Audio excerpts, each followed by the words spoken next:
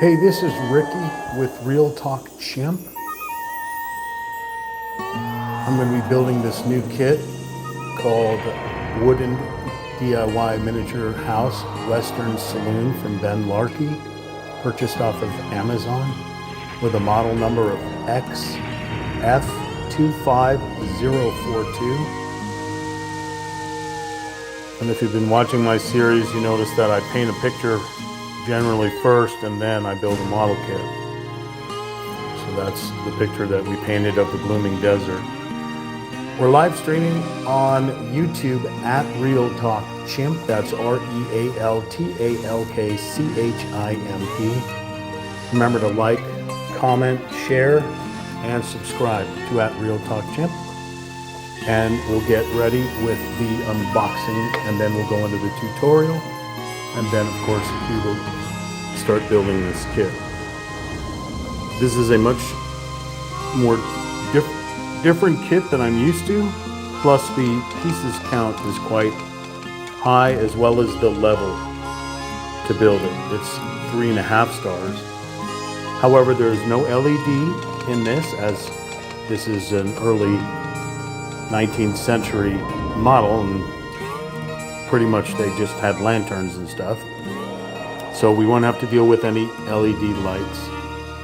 All the description and stuff is in the video's description.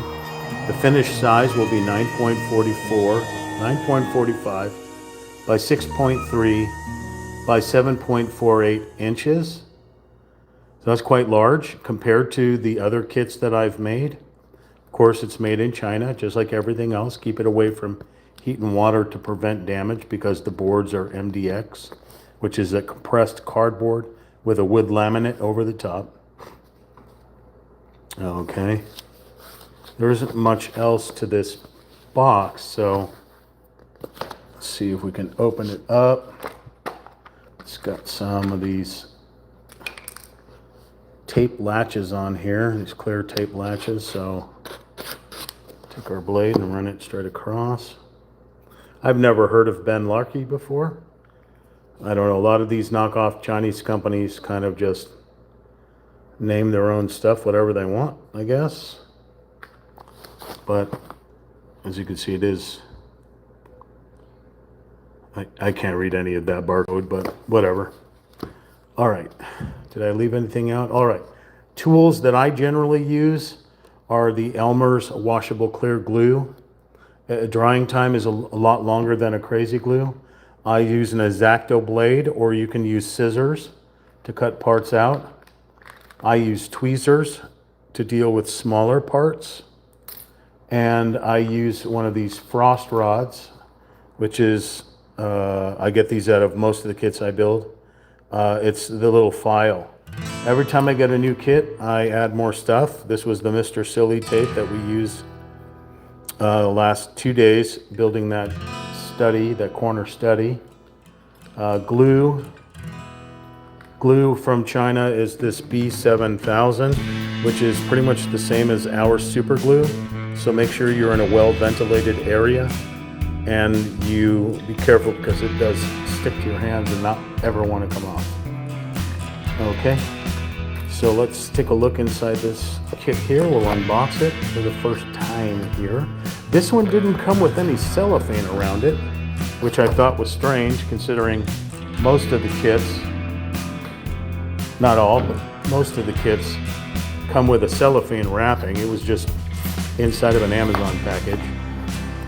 Okay, so let's open this critter up. First off, we've got a very thick instruction manual, very thick. It's basically the same information that was on the front and back is printed here. Wooden DIY Miniature House Western Saloon. They're not calling this a 3D wooden puzzle like the other ones, almost like this is a dollhouse. So first off, when you open up this thing, it shows you the plates, all the different plates. So it looks like it does come with glue and sandpaper, another little doohickey. some support and stuff like that. All right, well, we'll get to that in a moment. Let's continue on. We've got, now this one's calling the puzzle. Hi, puzzle lover. We are beyond thrilled that Benlarky has found its way into your hands.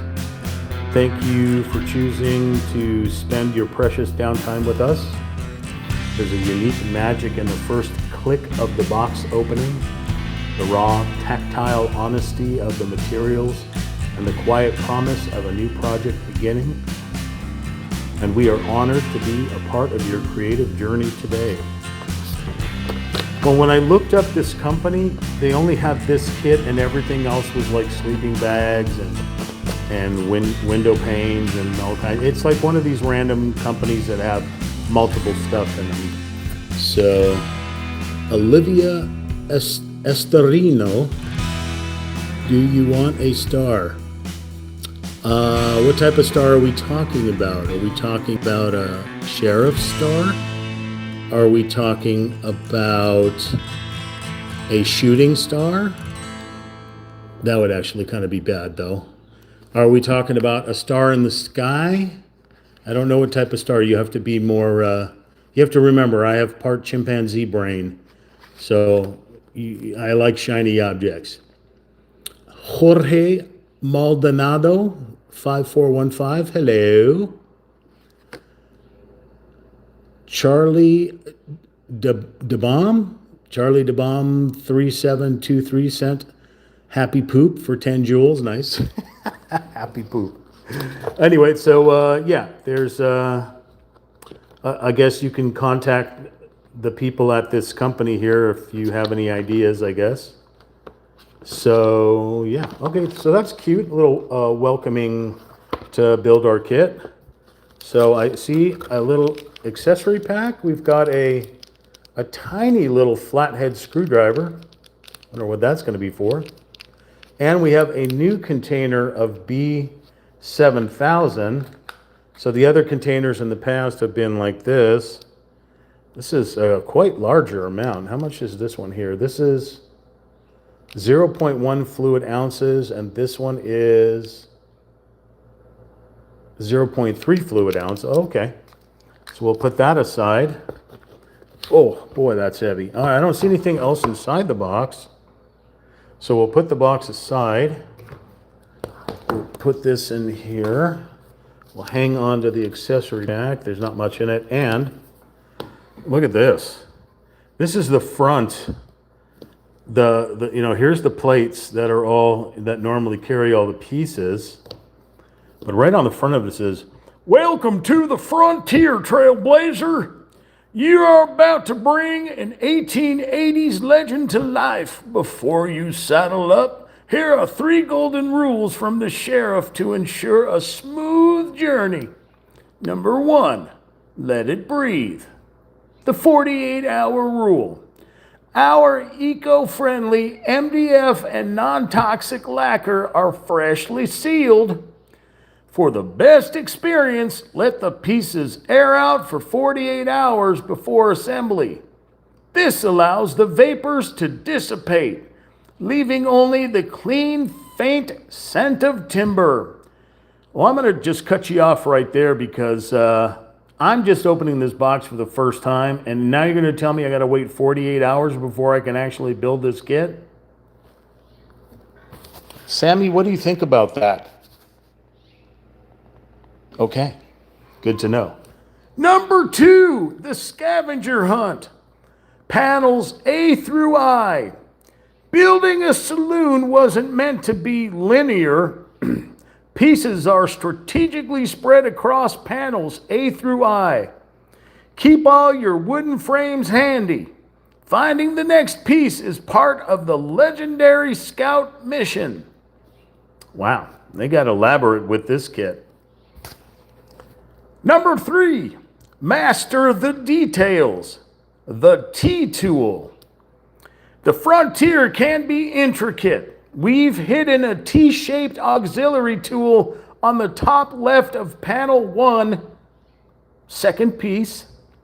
Use it to gently nudge out the smallest parts.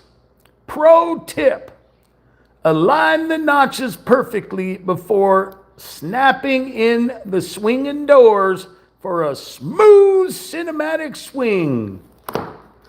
They're talking about one of these things here. They come in different sizes. They come in different sizes. The word of the day, fellows and fellettes, is sizes. Don't know what it is, but if you remove the H, most humans would say sizes. They come in different sizes and shapes. Sizes would be shapes and sizes combined. Maybe that could be a new Gen Z word, sizes. They come in different shapes and sizes, like this one here. Or this one here, if I can climb inside here and get it, or this. You usually see me pushing these things into the plate to get the parts to drop out. Although the previous kit that I built didn't require that, just thumbs. All right, so this is the only thing that's covered in the cellophane, so we're going to try our best to open it up and try not to pass out from whatever chemicals we're going to get hit by here. The 48-hour rule. I've never heard that before. That is a new one on me. But again, these folks went elaborate with their kit here. Oh, look at that. That's actually stuck to the cellophane. I can't even get that off. Uh-oh. Once again, I found a kit that's chimpanzee proof. Okay, so there's nothing on the backside of that. So I thought at first it was going to be like a wanted poster or something. Because, I mean, the paper is pretty cool. It's got a little cowboy hat. It's got a cactus. It's got a thing, a cow skull, but it looks more like some alien cow skull. I don't know. Anyway, it's pretty cute with the nails. Like you can hang that on your wall. Put that on said picture somewhere. Okay. All right, so we'll set that aside. Let's see what we got here. Okay, I do smell some type of chemical. There's the frost rod that they gave us. Little file. So I do have it's got an interesting smell to it. There's the thing that they wanted us to remove right there. Although it says auxiliary part, so maybe that's not it. I don't know. It said the second page. I don't see anything on a second page, but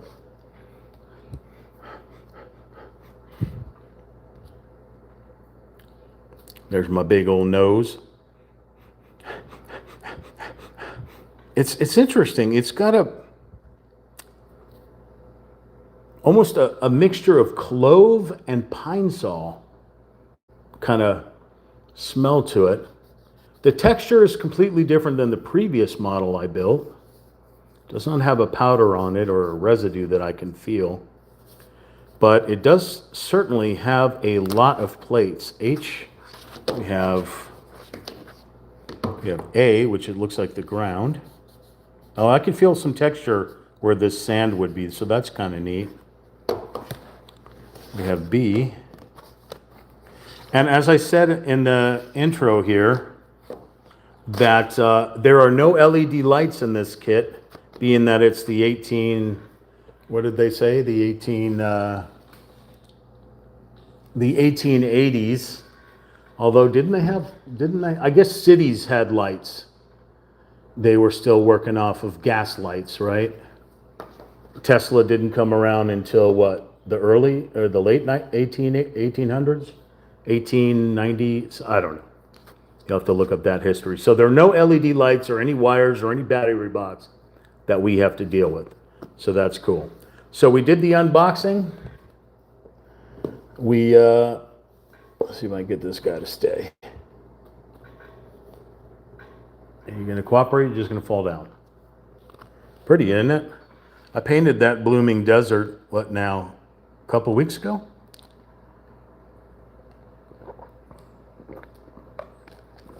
I thought it fitting when I saw this Western Saloon wooden puzzle, I thought this would be slick to go with that, since I did the silent corner study to go with the cozy reading nook painting and the Sakura stone path, the Japanese one, with all my 12 different Japanese buildings. I also have another one, another kit that I just bought off of Amazon that I'll probably build, but I didn't realize this is more of a dollhouse than one of these puzzle things. I thought it was normal like everything else, like these puzzles. Really, really weird. Didn't come wrapped up like, you know, like I said, just like this. I don't even know what that is. That right there, some kind of price tag or something. But it's more of like a dollhouse. Like you can play with individual tools. It's a sushi bar, Japanese sushi bar. Anyway, we'll work on that another day. We're going to work on this one right here. And sorry if I have a southern accent. It just kind of happens when I do things like this. All right. Shiny. I like shiny things. You get some happy faces. All right, let's build us a non-3D wooden puzzle. That's a 3D wooden puzzle with 450 pieces. We'll open up this instruction manual. Okay. Sandpaper and glue. That was this stuff right here, as well as, that's mine. Or not that one, this one. Let's put that away. This one right here with the little flathead. Okay. Keep everything else over there. All right, so we're going to start off with A's. So we're going to put this, we're going to splay the boards out like I do. I basically, so I'm like I said, I'm not in a studio. I'm not in a bedroom. I'm in the freaking kitchen because it has the best lighting in this place. The only bedroom I have is super dark and I can't get any bright light in there. So I'm going to splay this all out here so we know that I is the last. So we're going to put I over there. We'll put H over here. We'll get G over here. We'll get F. So bizarre. Like I said, it smells like pine saw and clove cigarettes. Okay, we'll put our accessory, not accessories, but our glue and tool. We'll put E right here. D, E, D go. Okay, so D and E right here.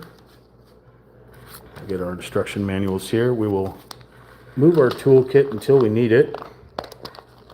We got to get a serious box. A serious box. Little paper towels in case I get glue all over my hands. Put all that over there and we'll stick C and B, and here we got A. So we are quite sprawled out with parts and pieces like I'm about to do some hibachi. All right, let's see where we are at. So starting off, we're looking for, it looks like foundation. Looks like we're gonna build the foundation. Wow, this is interesting. We're gonna start from the ground up. All the other kits start us right in the middle or at the top down. They go all kinds of weird ways. All right, so A4 has 5 pieces. Here is A4. Here are the 5 pieces plus an extra one in case you break something or whatever. Okay. And you know, it's interesting. They kind of have an Aztec look to them, the way they're shaped. You see those Aztec blankets? Blankets you can get like out in Mexico or wherever on the internet. We're gonna grab our doohicker thingamajig, our tweezers, and poke these little critters out. There's a bearded dragon right there. Look at that. A bearded dragon. Okay, so we need 5 of these critters. Okay. 4 and 5. Oh, well, the base already came off, so I guess we'll put that aside. And then we need C. Let's put this over here. We need C13. Okay, here is C. C13 is this not colored board thing. So we're gonna work our way, pop that. Oh, okay, we're gonna get everything off of here again. All right, let's get the center part out and put that back in there. All right, so here we are. Both sides look identical, but we want it in this L shape. Okay, so they're telling us to put pyramid side down. So we're gonna fit these into the slots here. Looks like we gotta take them straight through. Okay. Oh, and I already broke it. Awesome.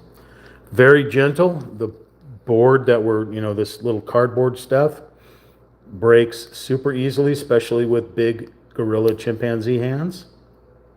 I don't want to really push that down, but I got to push it down.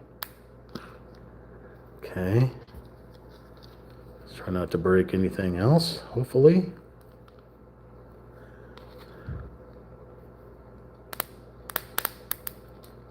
Another thing about this company, like most companies, if you break parts, you obliterate them, or they're missing from the kit, you can email them and they'll send you the part. You may have to pay shipping and handling because it's coming from China, unless they have a US distributor, which I didn't see that, so.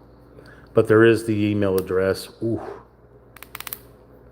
on there that you can send that in, and they will send you whatever you need, which is pretty cool.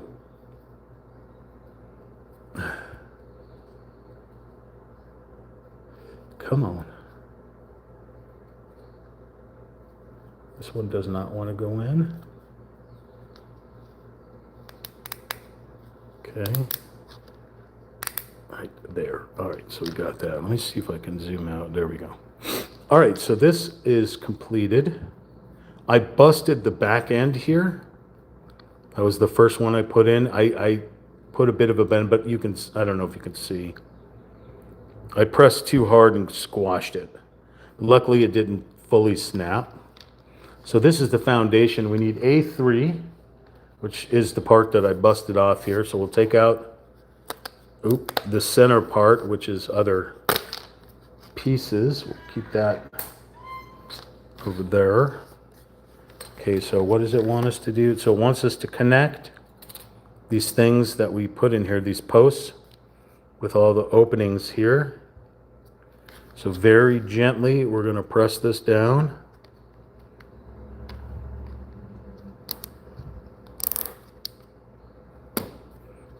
That's the sound you want to hear, either click or the squish.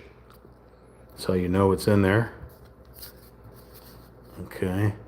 I think where I made that little bend, there we go.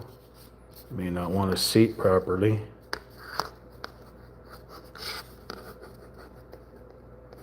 This one's not, okay. Yeah, I think I got it. Okay.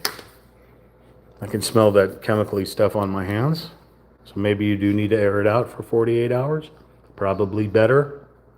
All right, so it's telling me to find B19, which is the saloon floor. B19, which is going to be this shape here. Gently pry it out. Okay, here is the shape with all the slots in here for the pegs. So by this look at the size of the slots, it's meant for these pegs here. Okay, so we're going to gently press this into those pieces.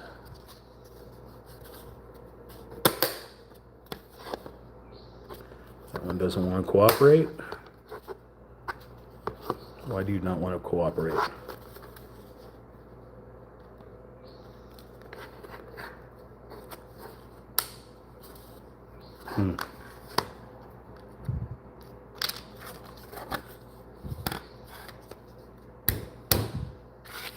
That's the chimpanzee pounding way. Still doesn't want to go, so we're going to have to pry this apart and sand that thing down, I guess.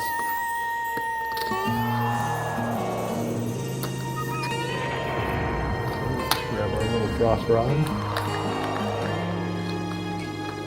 We got a casualty right out of the gate. I got one of these handy dandy little files. It comes with the kit that I bought on Amazon, which is linked in the product section.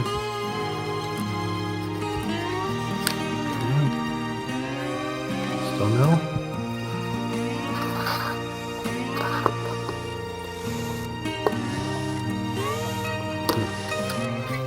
This one does not like to be as with all these kits, you got to deal with the wonky filament issues. Seems to be a common thing with these kits. All the other ones want to go. Well, you want to go into your home, sir. Gonna use my teeth? Okay. It's a good old-fashioned American way. Use your teeth. It's not fully pressed in there for some bizarre reason. It just doesn't like its little spot. Now remember, these things come from China, and you don't know if it's got into weather or the temperature change. Sometimes these things will swell. It is a very common occurrence with this type of pressed cardboard with the laminate on it. It's very common for it to swell and the parts not fit. Just be aware of that. All right, so now we're working on number 4, which is requiring us to get 2 A7 parts and 1 A6 part, which appears to be the front steps into the saloon. So we'll go back over to A, and I see A6, which is right here, and 2 A7s.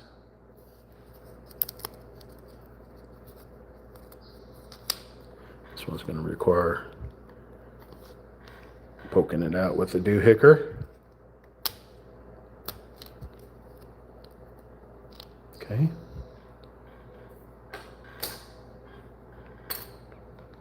With the doohicker, I can see I already tore off a little bit of the silk screen on here. All right, so these, let's look closer at this instruction. These need to be placed a certain way.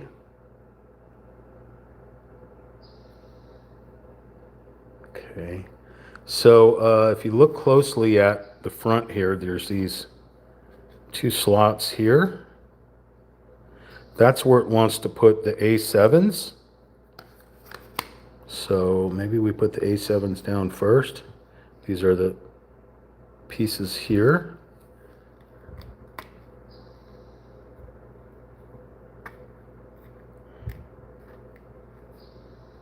That was tricky. Didn't hear anything, not even a squish.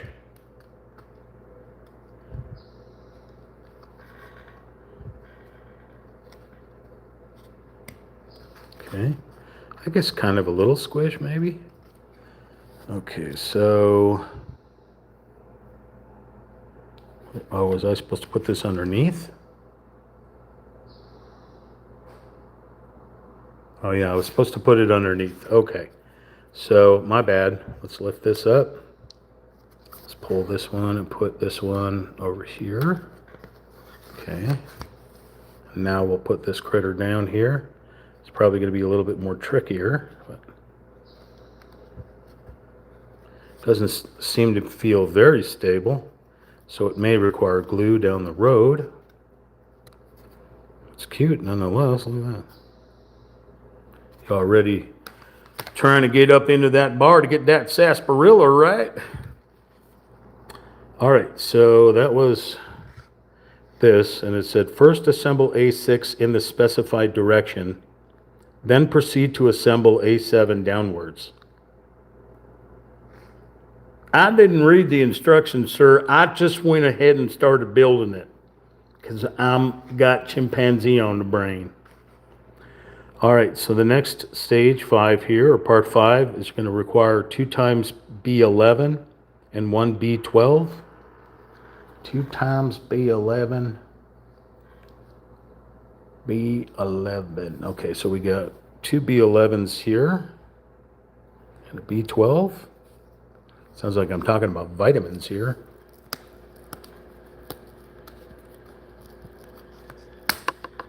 Ooh, scared me there. Okay. Okay, so what do we got to do here? We just got to press these dinguses into those dinguses. You got it, sir. So you got both sides here that have print on it. Is there any particular? Nope, no particular. Okay. Just got to make sure you got these things facing the right direction, I suppose. That's the sound I like, that squish. Like you're snapping some celery. Okay. That is that. And then you want us to place it down where? There's a lot of slots there. It doesn't really tell me which slots to drop it in. I guess, oh, there it is right there. So it looks like these two right here. Okay.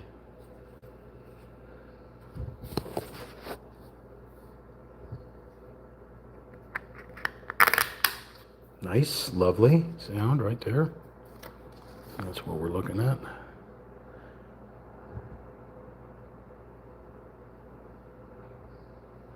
Okay, and now we need a B4 to sit on top of it, which, okay, so B4, B4U. Here's a B4 with a slightly different color laminated board. That's the blank side. That is the, this is pretty cool looking laminated wood. I like it. All right, you want us to just place it straight down onto them peggers. We got some peggers right here. So which ones do you want us to do? You want us to do the outer ones, which are these right here, the outer ones.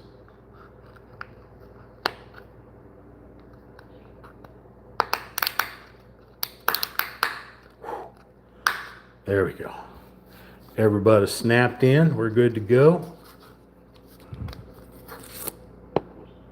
That's what we're looking at there. All right, we're ready to turn to the next page. All right. Very thick paper in this instruction here. So that's 6, this is 7.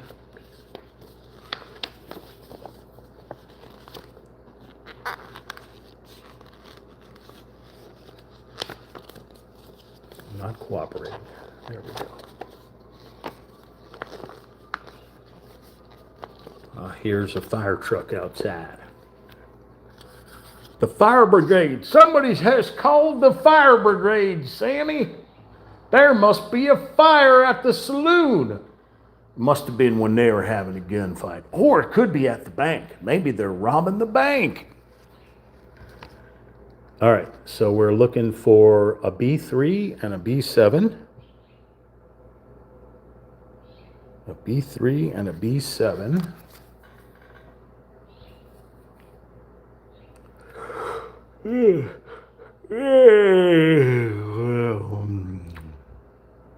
Okay, here is a B3. Here is a B7. Let's grab this critter here. Grab that little critter there.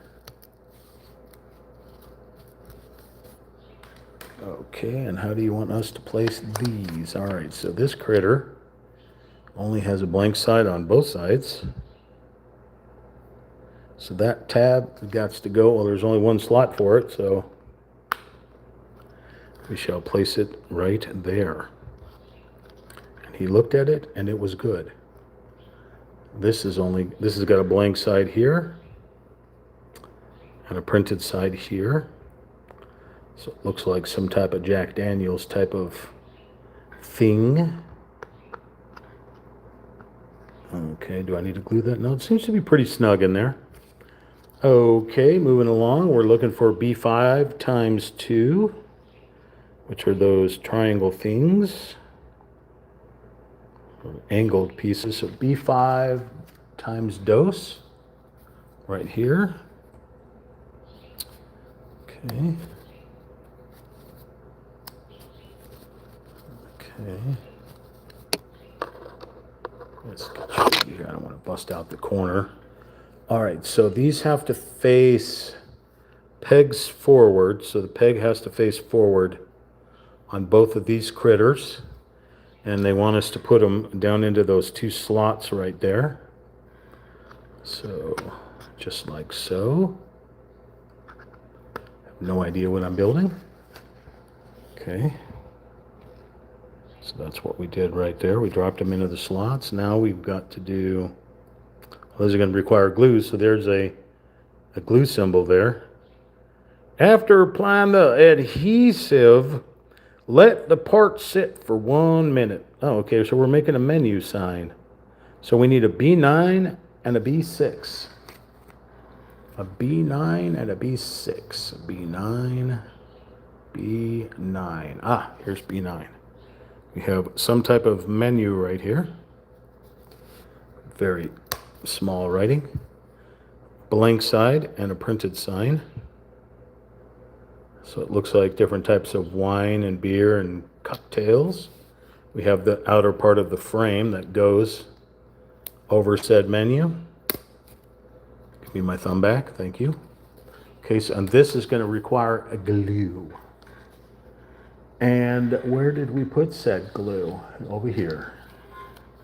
Inside this nifty little wrapper. And I don't mean like a little NASX type of wrapper. I mean a little plastic bag type of wrapper. A W-R-A-P-P-E-R, not an R-A-P-P-E-R. That is our little baggie. We shall hang on to that. That is our little screwdriver. Put that over there. And this is our B7000 liquid cement. So let's go over here. So this cutting board that I purchased, you can buy them at pretty much any hobby store. This like self-mends itself, so you can use your X-Acto blade and cut a slice in there and it'll remend itself. Also, I use it so I don't drop glue onto the really pricey marble here. I can drop the glue right here and paint. Okay. Oh, this comes with a little samurai sword that drops in there. All right, so you don't need a lot of this. All right, this has got wood on both sides, or it's got laminate on both sides, so we're going to drop a little drop in each corner. That should be enough. And we're going to rotate and drop onto little menu board and make sure it is aligned.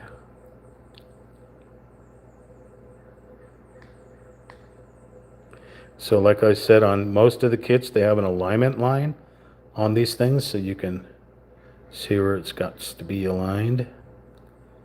Whew, this stuff is stinky. There's a little slot in there.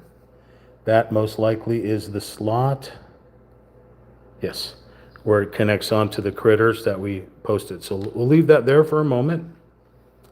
Let's talk about pussycats and woofy dogs for 1 minute. And your poop tossing monkey. Trying to get this in there. There we go.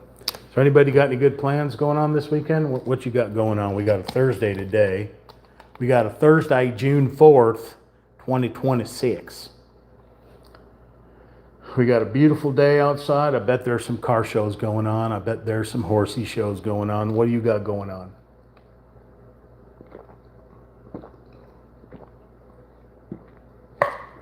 Type it in the comments. You didn't hear that.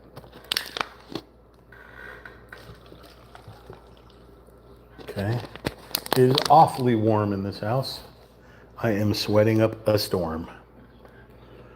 All right, if you haven't done so already, hit that like button. It would be greatly appreciated so more people can find us. The more people that find us will share, hopefully, at Real Talk Champ. And maybe they'll hit that subscribe button. We're like 25 subscribers away from 4,000 subscribers when we've been doing this, 26 years? You'd think we'd be at 1 million by now, if not more, but life doesn't work like that. So, yeah. If we could hit 4,000 subscribers, that'd be cool. Still trying to get the 4,000 watch hours as well. Okay. Seems pretty good. All right, so there's the 2 slots on the outer sides here. They have to connect onto the 2 pegs that we added on those things. So whether we need to glue them or not, it only says to glue the frames, but let's see if we have to glue these dinguses or if they'll just snap in. They seem to be snapping in.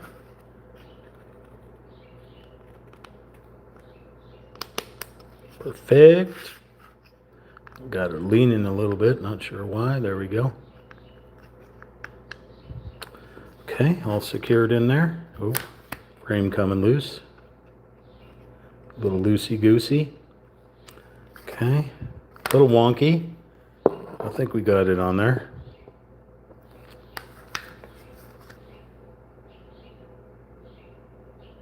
Okay, now it looks like we're going to make some bar stools. Wow. Hey, Sammy, let everyone know that they need to like, share, comment, and subscribe to Real Talk Champ. You heard it from the Sammy's mouth. If Sammy says it, then it must be true. Come here, monkey. Hi, monkey. It's hot out there, huh? You go get some water? You go get some water, monkey. Okay, so we're looking for G28, G27, and we need it 3 times. So let's go over to G, where we got some horsies on here. All right, G28. I like how it looks on here. It looks like they're super thick and 3-dimensional and stuff. Not really on here though. All right, G28, which is right here.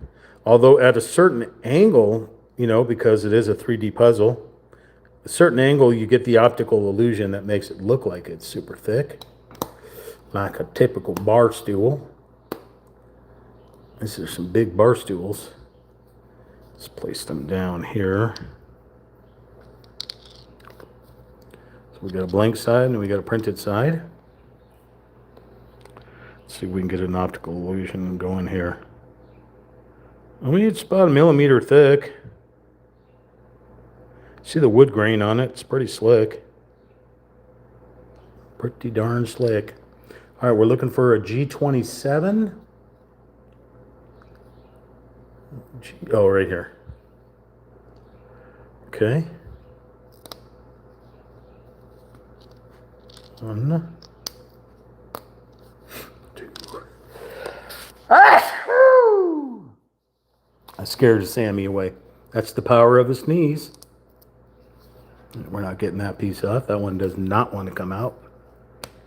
That's because of that glue, both the glue and the wonderful stench coming off of this kit here.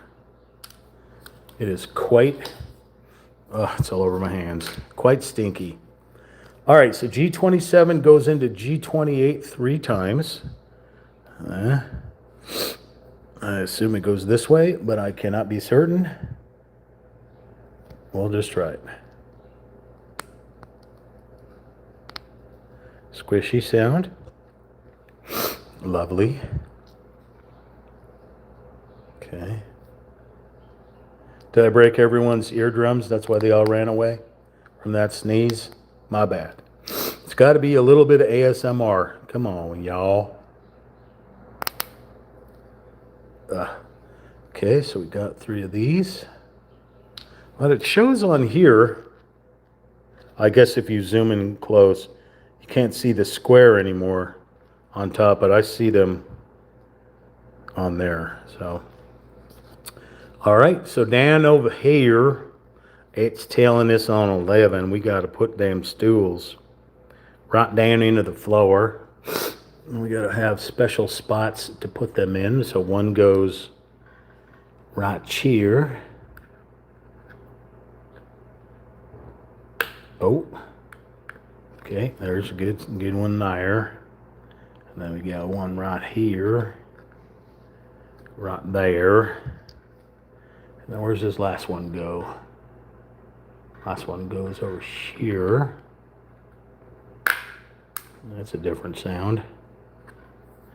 All right, there we go.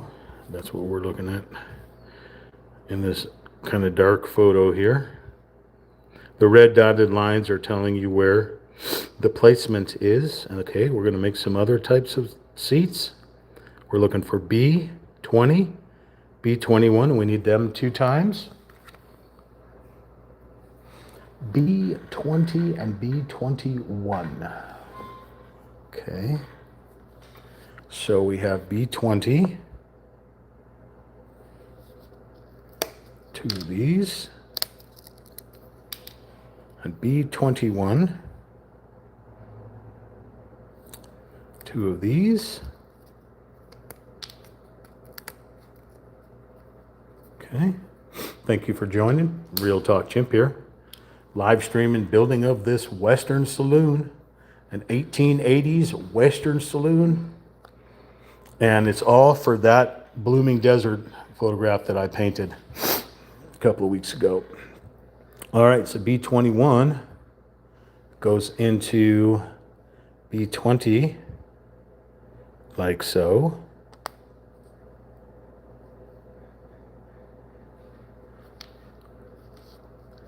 Uno mas. Picante sauce.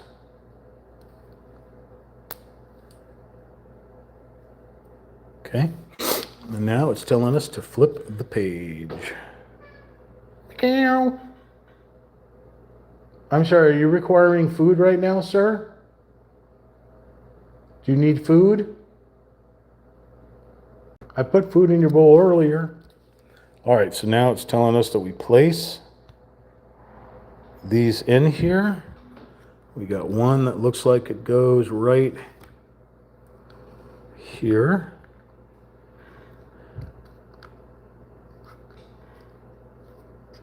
That's quite bigger. What are these? I bumped my sign here, so I'm going to reset the sign in there. Okay, where does this one go? This one goes right next to, goes at this angle, okay. Ooh. Did I put that one in correctly? I didn't, okay. So they look like individual little tables, right? So you would sit here and maybe eat your food right here. Sit here and then here. Guess. Itty bitty teeny tiny little seating. Okay. So now that was that chair. So now we're going to move this aside. And we are going to start building some shelves. So we need C2 and C7, which looks like white wine. Or C2. All right, C2 is located right here. How many do we need? We need 2 of them, okay. So 2 C2s. Okay, we'll set that one over there. That one over there. And here's a C7. That would be for the first one. Okay, and then we need a C8 for the other one, which is right here. Maybe some type of brandy. I'm not sure what that is. I don't drink alcohol, so I don't know. Blame it on the alcohol. All right, we have completed those two. Now we need a C1 and a C5. We have a C1 here, which requires two C1s for this. The right and the left side of said critter shelf. And we need a C5. Here's a C5.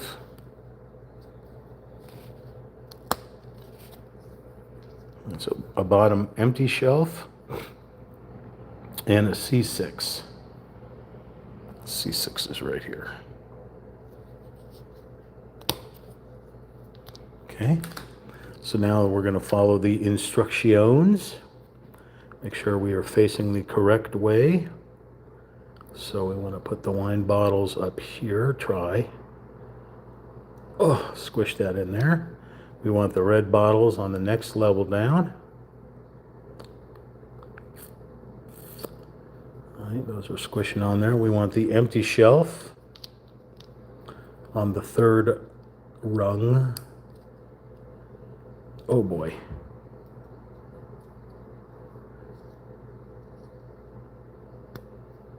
Okay.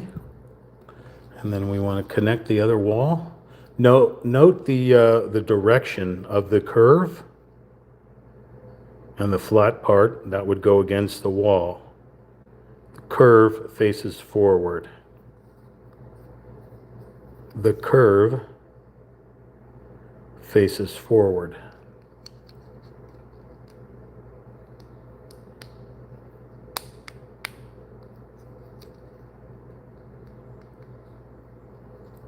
Always have a problem with the little shelves. They never want to go together. All right. Let's get our little frost rod out.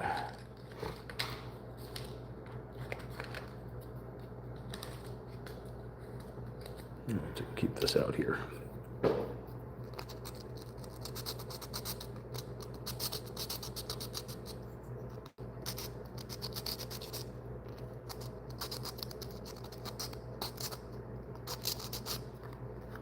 Okay.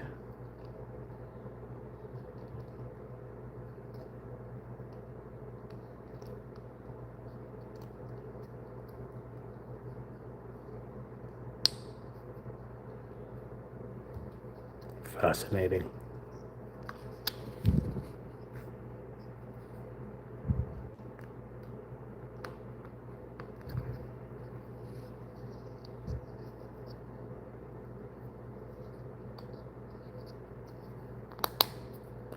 Squish, squish, squish. Got it.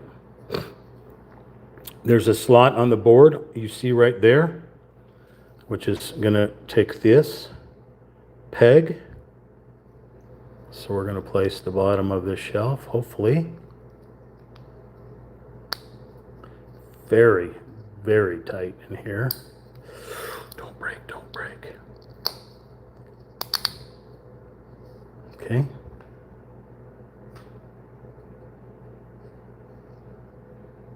Get it the right angle to make it look like three-dimensional. Pretty cool.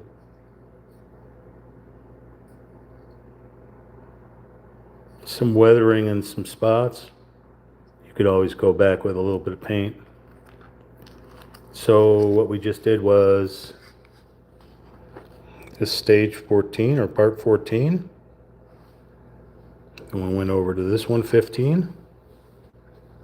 Across to 16. Down to 17. That was the tricky part, putting C1 on there. And then 18 was that bottom part that you see down here. And we're complete. All right, flipping the page to 4.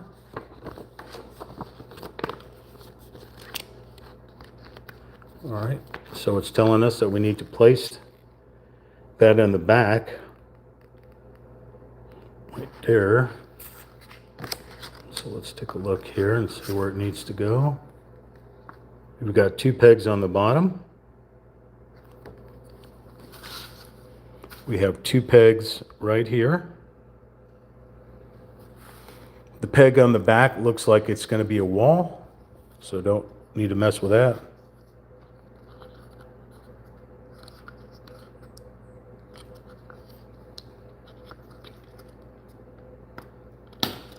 Ooh. Okay.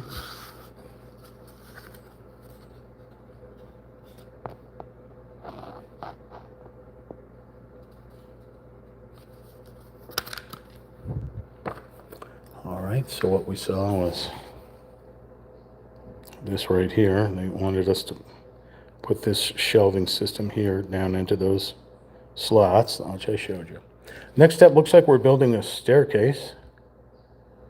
So we'll need C4, C3, C4 is the left side, C3 is the right side, and each of the rung or steps. So it'll be C9 times 5.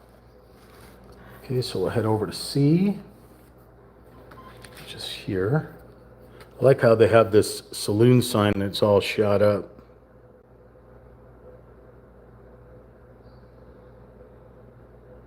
It's cool. All right. C4, which is right here, which will be facing this way. C3,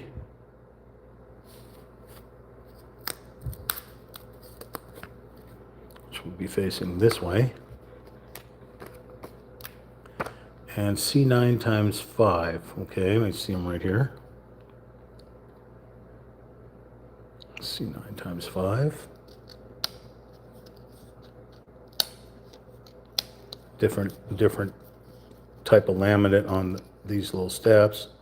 They look like they're weathered more, of course. Boots have been going up and down these things for a while, I'm sure. Okay.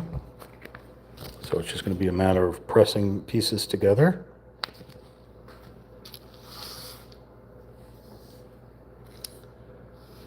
So we got this one here. Again, I got to do this again.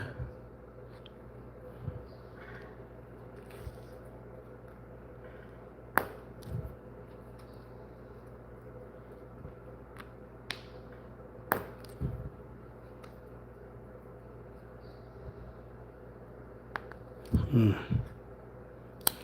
that one does not want to go. Okay, there's always going to be 1 or 2 that just refuse. Just seems to be the common thing. Get your little sanding tool down here.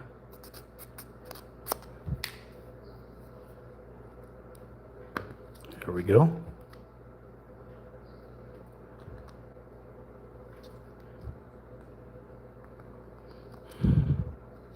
That one was a little difficult as well.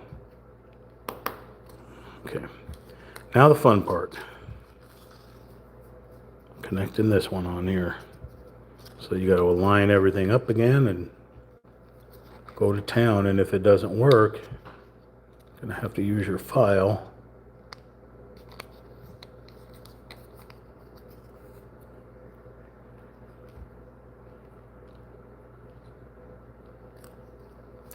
Well, it looks like we're using the file on all of them because I can't even get one to go in.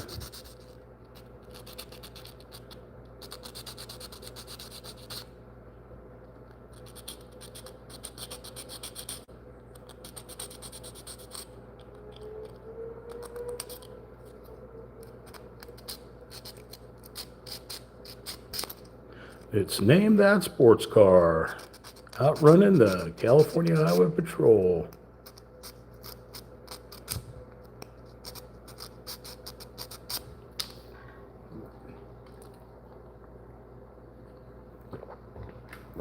All right, let's try this again here.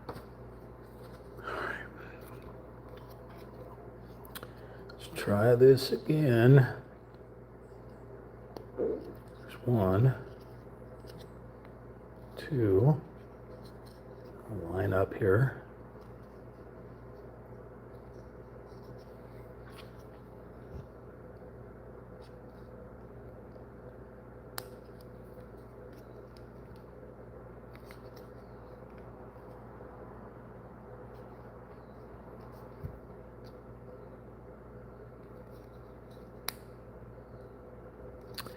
These two just do not want to go in there. Oh, ooh, whew. Got it, coach.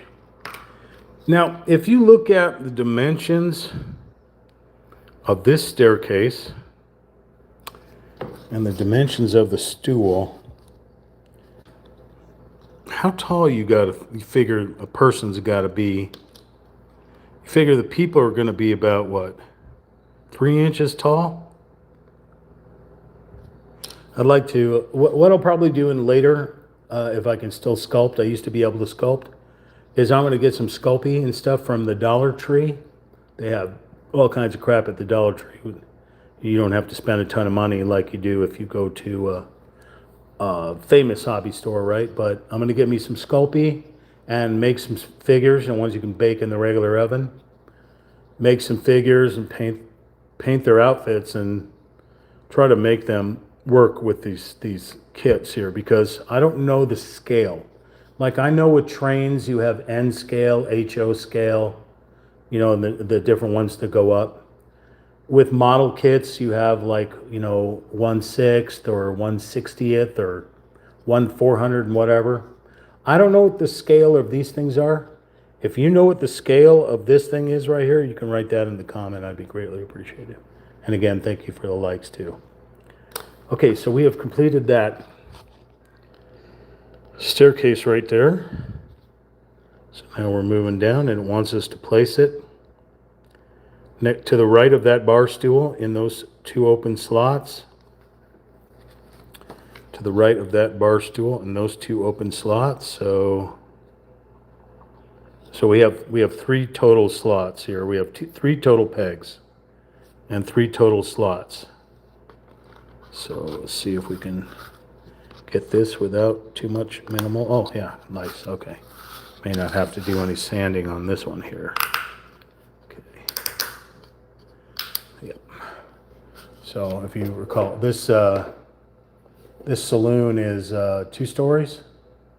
Yeah, because generally you had the hotel up in the top floor, and then you had the bar and play area in the bottom floor. That's how most saloons of the 1880s were. Okay, so we did that.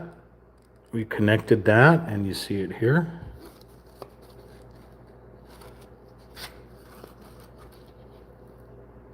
You always had that one guy up here that fell off and broke the benches down in all the saloon fights. All right, looks like we're going to be building some more shelves. So we got a whole bunch of parts that we're going to snap together here. So we're looking for C16. Here is C16.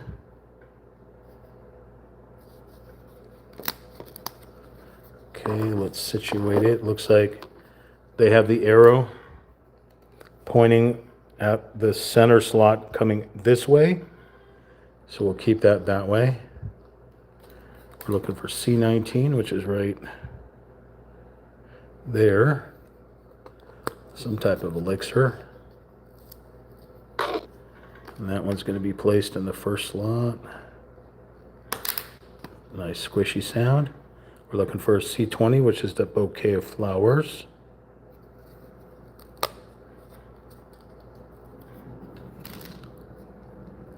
In the second slot. Then we need a C21 2 times. C21 2 times. Let's use our little gizmo here.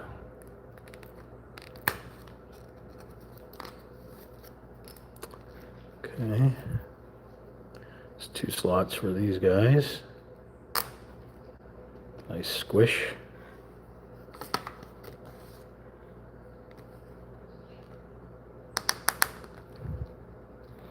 Okay, and then we need a C22, which is right here.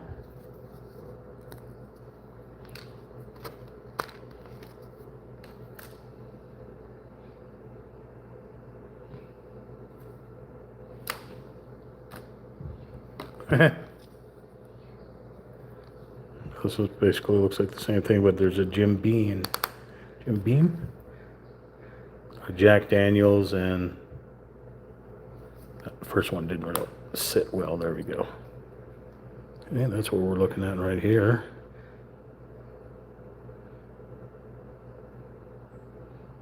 Okay, that's the first one. We'll set that aside. That was this right here.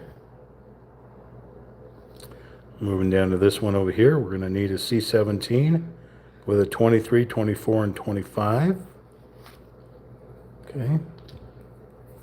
We have a C17. It's marked very dark. Can you see that right there? The good indication is the C16 above it. Again, we're going to face it that forward towards us. We're going to get a C23.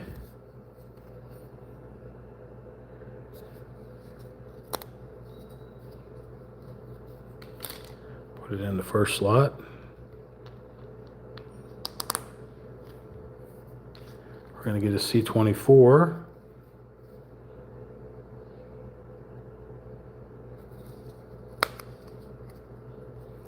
Put it in the second slot.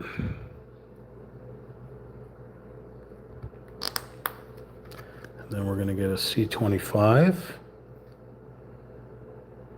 The silk screening kind of went over onto the left. Not fully on there, but I'm not in control or quality control, so nothing I can do about that. Drop that into the other slot here. And then we've got this.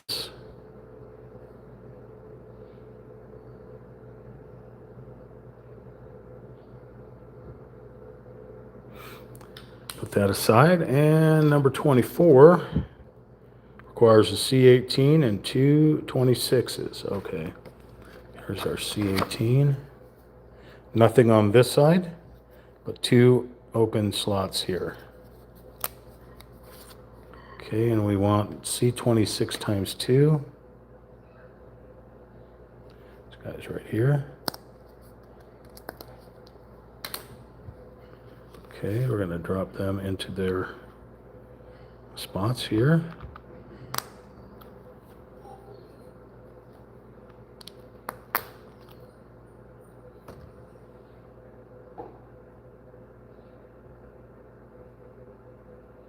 Okay.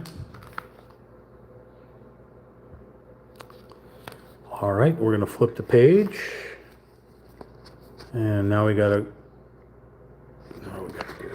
connect the sides like we did on the other ones. We want a C11.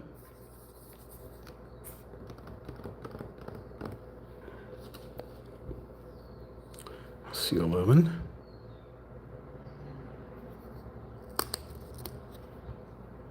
Okay, that turns this direction. And then we want a C12. It appears to be two C12s. Wait a second here. You want two C11s. This one's not marked, so I think it's another C11 because I don't see any other C11s anywhere. So we're going to grab that and the C12. Okay, so now we got to have the fun part of possible sanding. So this C11 here will go on the outer side, and then this is the divider, so it goes into those slots. Okay, so we'll start off with the first C11. First one is the one with the bouquet. Oh, that is really, really brutal putting that one in there. That one actually kind of hurt. The second one is this one here. They probably require filing. Yeah, these are not going in. Okay, let's get our little frost pad here. And I'm going to sand both sides of the pegs because where one doesn't fit, you're pretty much guaranteed that the other side is not going to fit either.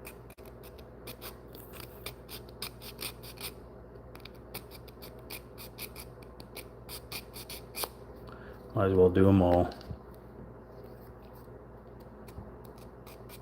Be safe than sorry, right?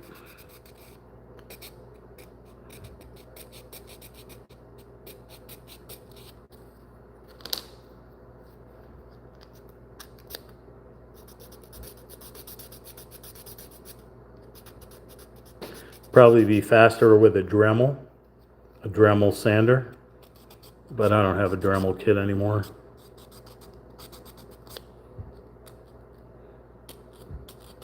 Pretty sure it got lost in one of my many moves. Okay, so we're going to put this one here.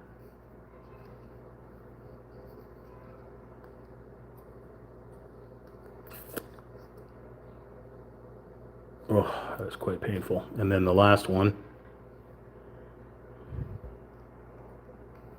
the bottom slot.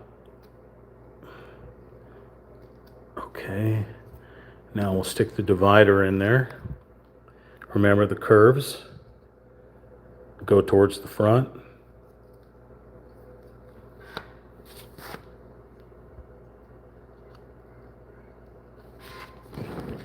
Does anyone else have a ton of lag? It's a YouTube thing, so what I would suggest is just reset the stream for yourself. I have to reset the stream for myself as well. There's generally a 15-second delay. If you're a pro with 1 million subscribers, you don't have to worry about that, but I don't have that. Get me 1 million subscribers, work on that. Okay. All right, the divider's in there, so hopefully that'll be easier to put this last side on here. But yeah, every once in a while, I'll look off to see what you guys are typing, and I'll notice that my thing is spinning on the YouTube, and I'll have to just reset the watching it back. All right, this one is having trouble here. Why are we having trouble? It's the middle one. Okay, the middle one doesn't want to go.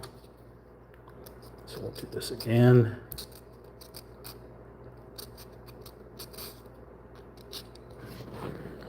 It reminds me of Red Dead Redemption 2. Well, that's exactly why I'm doing it. Yeah, Ian.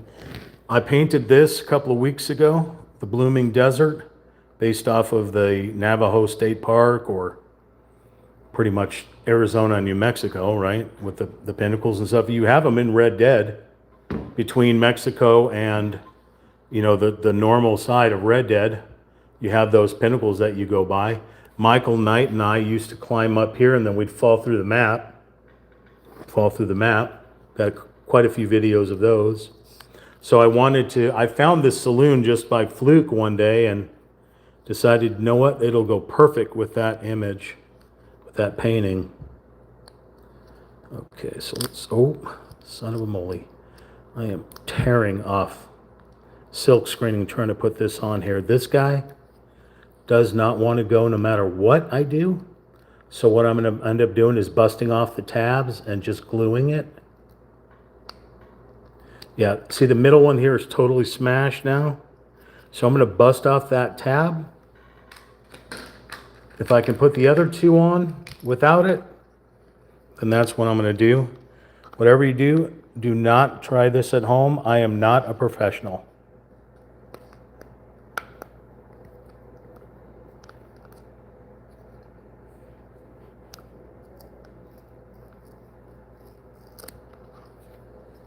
Okay.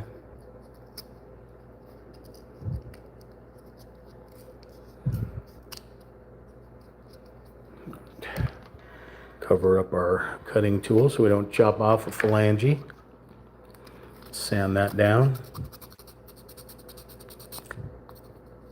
Hey, if it doesn't want to cooperate, it's not going on there.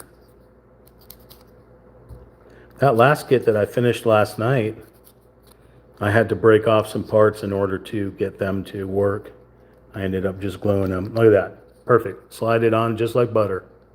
Just because we're missing that one right there, it don't mean thing, man. It don't mean thing. All right. We have completed this one here. We put the center divider on there. We dropped down and fought a good fight with this piece here. And now we need to connect it to a wall, a D1, which is over here.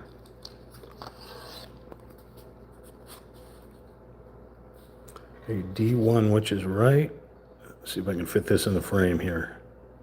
That's a D1. Okay. Whew. Stinky. All right, so let's get the orientation correct with this. Does not appear to be which side is which. I guess this is the outside. This is the inside. Love that laminate. Okay, so we're just placing this guy with these pegs right onto said wall here. But now it wants us off to the left.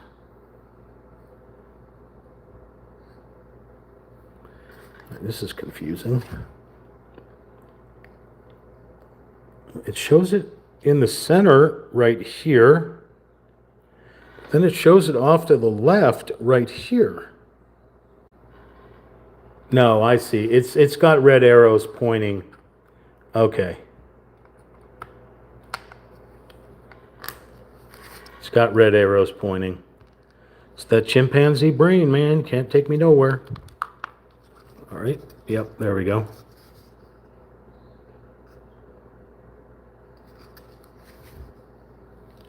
If you look close here, it's got red arrows going from this one here to the slot. I just didn't see them because I got chimpanzee brain. Now it wants us to set it on here. So it looks like we're going to go down into these slots here. So it's going to be right in between here.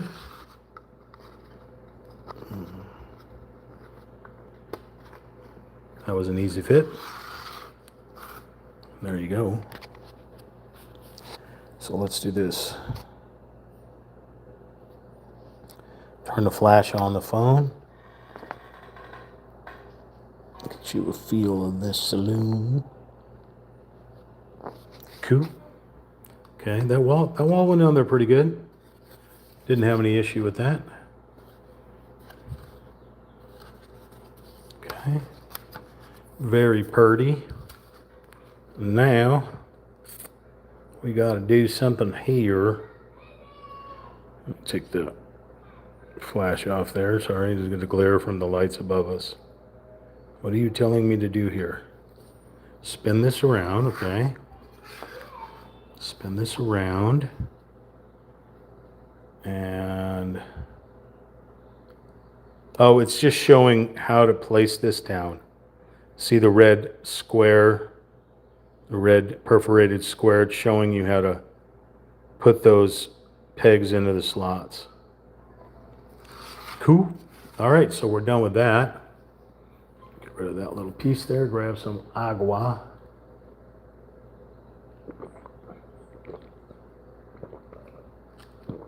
Okay. All right, now we're moving on down to the east side. Flipping pages here. Okay, it looks like we're going to be building a front area, it looks like. So we're looking for an A5 with multiple other critters. All right, so we got an A5.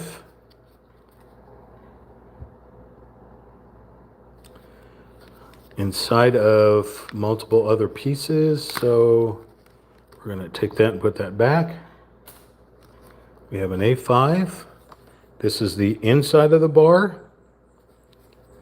This is the outside of the bar.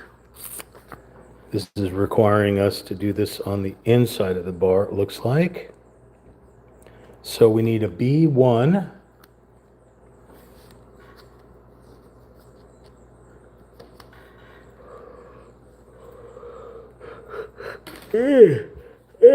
Holy monkey. We need a B, that's D. This is B right here. I'm getting everything all mixed up. Okay. Let's see here. It reminds me, yes. Did you know that if you... I gotta bump this because I can't read it. Let me see if I can do that. That didn't do nothing. How do I get rid of this stupid little thing here? What does that say? It says, did you know if you completed the entire game, main and side quests, it would take you little over 2 days. But Ian, I spent 5 years playing that game. I bought that game a couple of months after it came out in 2018 because it had problems. So I had to take it back to GameStop and they gave me a new one. Whatever. It wouldn't install properly. I completed the story. No, you're right. So the story I completed probably in 2 days. You're right. I think I got a little sleep. When it first came out, I was fresh coming off of GTA 5, right? That came out in 2013. I played that one to death and still play it to death. And the Red Dead Redemption 2, I played Red Dead Redemption 1 because that came out first. Then Red Dead Redemption 2, which should have come out first and been named Red Dead Redemption 1. That didn't make no sense. I did. I think it did take me 2 hours, like 18 hours, 2 hours, 2 days to do it, like 18 hours, something like that. And I was like focused, like I didn't eat, I didn't sleep. I freaking played that game. And then I played it over and over and over again. So I played it from 18, 19, from 8. I just stopped playing it, literally stopped and uninstalled the game just about 3 months ago. So 18, 19, 20, 21, 22, 23, 24, 25, 26, 8 freaking years of that game. And then I'm playing the Red Dead Online, of course. All right, so we're looking for B1, which is right here. And we need 2 B1s. And Mike, that's always played the Red Dead Redemption 1 with me, hasn't had PlayStation Plus in so freaking long. Keep telling him to set up an OnlyFans page or Pornhub or something to get money. He don't want to do that, apparently. Tell him to go get a paper route. He says he's too old. All right, so we need to put B2 times 2. Those are our nails. Look at that. They're shaped like nails.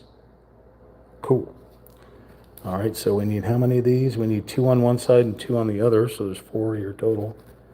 But we were playing Red Dead Online. I've got a whole playlist of Red Dead Online and Red Dead in my doohickey. Mike said that he's trying to get PlayStation Plus again, and if he does, we thought about going back into Red Dead 1, but the reality is nobody was watching my live streams when I was playing. Like, we went from thousands of viewers down to nobody. Sometimes they would look at the stuff if it was archived, but most of the time they just disappeared. All right, so if you notice, there's missing laminate on the tops of these, but in here it doesn't show missing laminate, so I'm not 100% sure on how that all works. Okay, so you place them on top, then you get a nail. And these nails, they show them laminated in here, but they're not laminated either. Okay, so let's try this here. Put that critter. And there's like so. Squishy sound. Like so. Okay.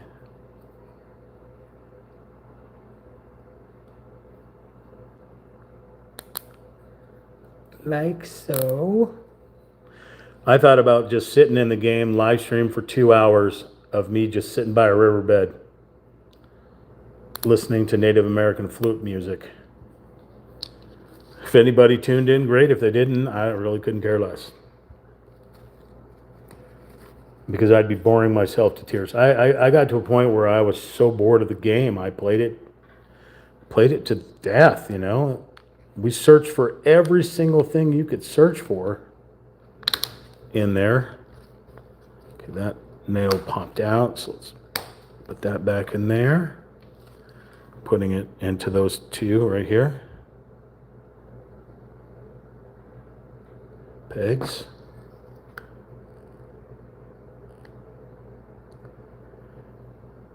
And since we don't PvP, we did do some PvPs, but when we had to deal with cheaters and hackers and modders and stuff, it just got frustrating. All right, so according to this, I think we did what we did. Pop the nails in there. Put the windows on there. Yeah, in fact, if you look at my how-to section, if you look at the Red Deads in there, I think we made about 1,000, if not more, videos just of secrets. You know, not just where to find gold bars, glitches, glitching across to Mexico, glitching to Guarma, clothing glitches, and secrets. You know, how to find all the different weapons in the game, like the different knives, axes, and daggers and such, and the different pistols. The pistol that you had to play Grand Theft Auto 5 to get in order to get it to work on Red Dead. I mean, we went after the alien spaceships. I mean, a lot of times we did watch other people's videos and we gave them credit for it, or we stumbled upon them on our own, you know. And when we first started going on the online part of it, we had, I think, like 7 or 8 or 9 of us in our group. And then they slowly faded away. All right, so it looks like we're going to build some swinger doors. So we're looking for B-17-1 and B-17-2. B-17 bomber. Let's see. B. Here's B. There's B-17-1 and B-17-2. It's so weird that these, I get they're saloon doors, but they're so tiny they look like they're like something that would be in No Man's Sky.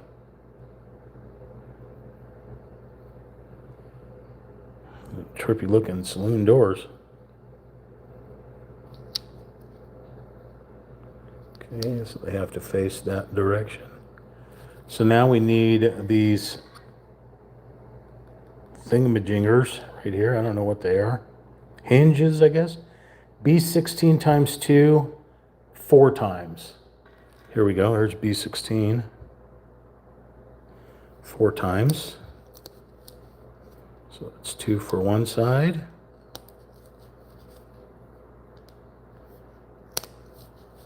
2 for the other side, and 1 extra in case one of them breaks. Okay. So according to this, that will be the placement of said critters. So we got, okay, so these don't like, these are going to require snapping into something because these are just kind of falling off here. All right, well, I'll just put them aside. Okay, so then it's telling us to put it, so we got to flip it around. So we're going to flip it around. So normally you have it on this side because that's what we just worked on, but it's telling us to rotate it to this side. I'm going to put this up over here. Did you never play Red Dead Online, or you played it, right? You bought it and you played it. I mean, right now it's free in the PlayStation Store. Red Dead Redemption 2 is free in the PlayStation Store. I don't know how it is on Xbox. Well, it's not a cross-play game, so I don't know how it is with Xbox and PC. Okay, so we flip this over this way. All right, so this is a little tricky here. You may require an adult for this. So we're going to slide these into these slots here. Okay, there we go. Slide this one into the slot above it. Oh, wait a second, not yet. Let's put the door on. And then this is going to be tricky here. I don't really want to, how do we do this? We got to slide both of them on and just try to figure out a little way to get it in here without snapping this thing. Wow, this is going to be super tricky because it doesn't want to go in the slot. and it doesn't want to go in its spot. Huh. The problem is you can't, it's impossible to hold here.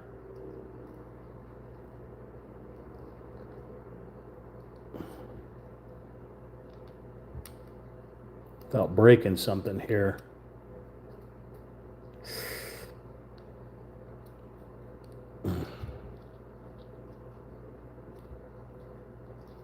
Yep, there you go.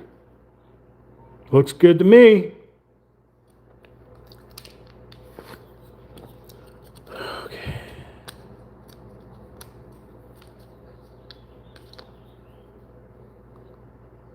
Try to hold this on here. Try to hold it together like that. But at the same time, plugging it into its slots. Without it coming apart. Oh, there we go. Still wonky. There we go. That can't be right. It's got to be a hinge. There's got to be bigger doors. That can't be it. That is way too tiny. All right, so let's do that to this one here now.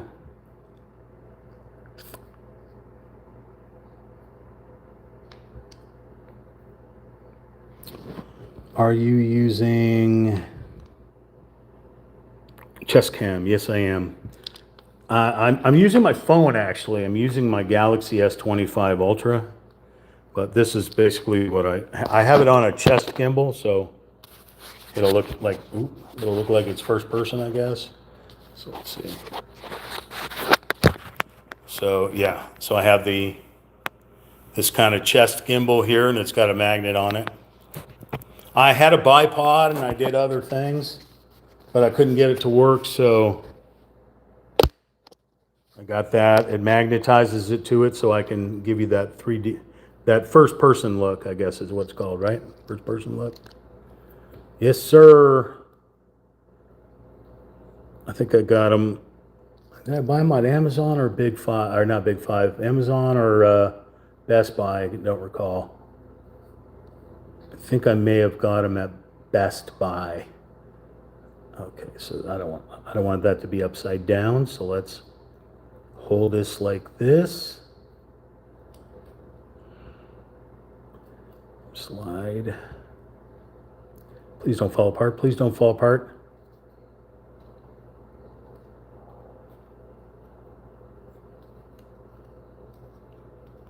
Man, it actually made me sweat a little and fart. Fart and swear and sweat. Fart, swear, sweat. So that's cool. You can rotate these things on here. I managed to get them on there. You can see where the door post is connected to these little hinges here. Opens and closes. That's sassy. Make sure it's fully on there. Yes, sir. Okay. So we did this here. We put the windows on the inside. Then we tried to do that at first, but realized we have to hold on to the things. Flipped it around so it was facing the front of the building. And connected it on where it needed to be connected on. Now we're going to work on this thing. So we're looking for a B13. Whew, God, this thing is stinky. A B13.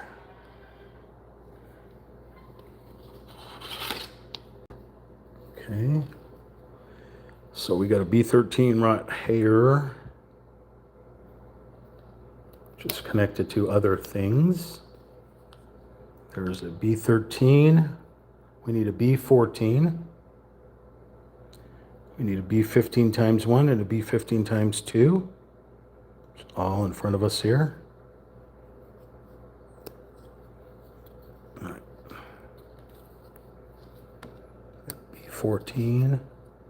Show place here. B15 times 1.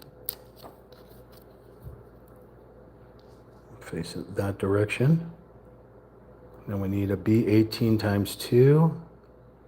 There's our B18 times 2. The B19 was the one that was down below here. So there'd be some B18s here.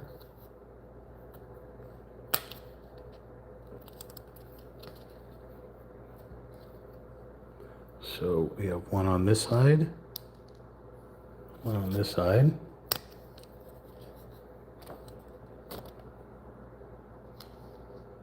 We have a B14 right here, and a B15 times 2.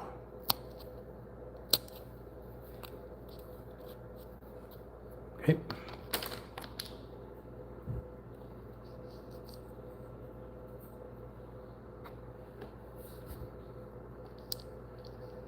It's showing it that direction there. It's odd.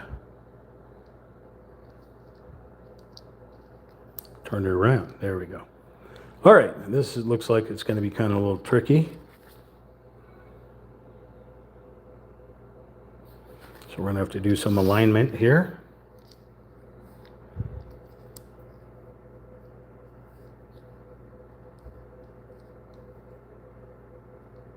Aligning of those 3 pieces.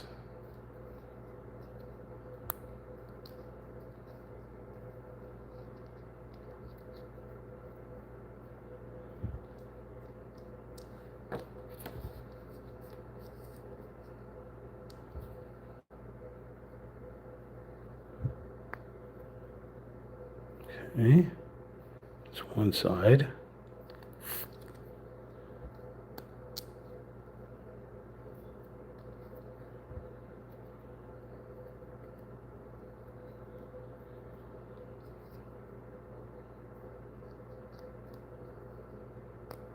Okay. Oh. I don't know, I guess does it require glue? Let me see.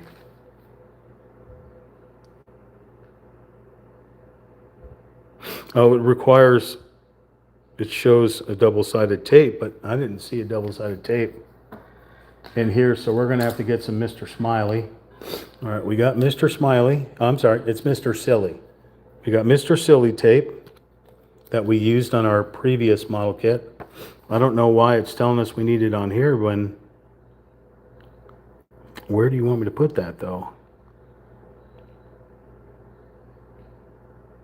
Doesn't really say.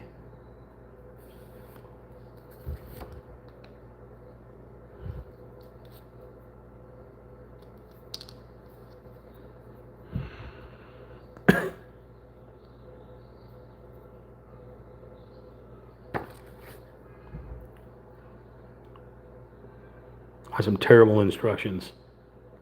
So it doesn't tell us where to put the Mr. Silly tape on there.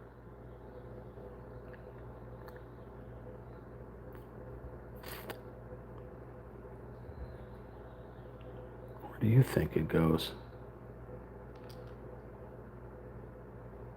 All right, I'm going to use a dab of glue, I think.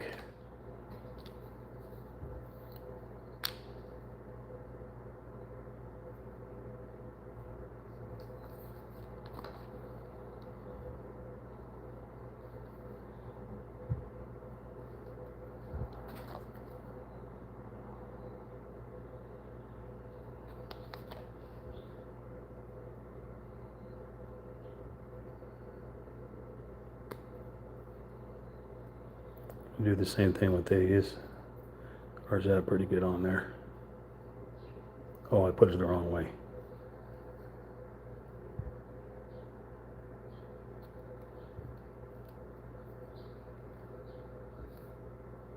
There we go. It's holding on okay without the glue on that side. So just the one. Okay. Whew, that is some stinky, stinky glue. Okay.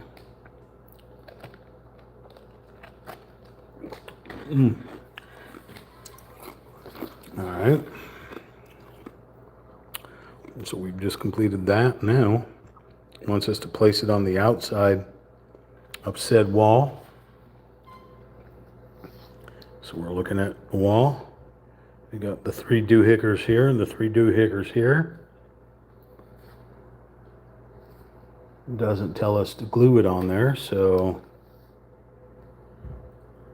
let's see how well this works.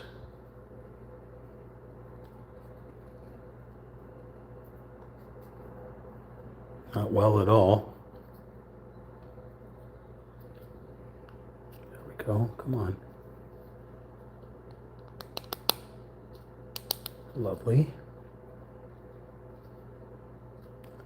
Not this side. It's not lining up for some reason.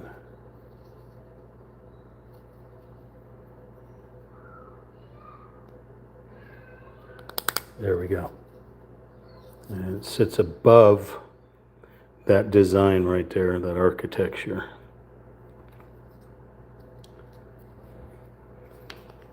Pretty cool. Pretty cool. Still, those doors seem awfully small, but okay.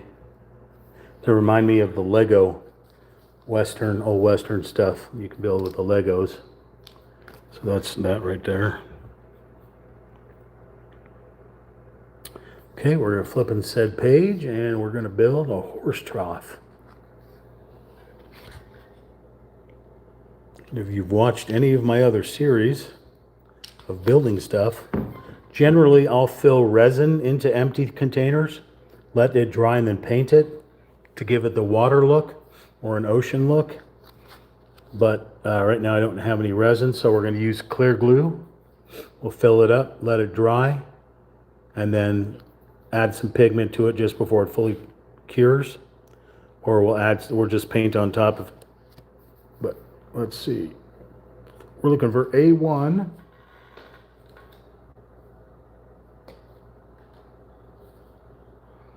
Here's A1 and A2 times 2. Here's A1, A2 times 2. I'm addicted to these puzzle little houses. I'm addicted to it. Since the first one I started building, I've been building one of these every week for the past several months. I am fully committed to building these little kits. Eventually, I don't know where the heck I'm going to put them, honestly. Okay, so we're going to connect it like so.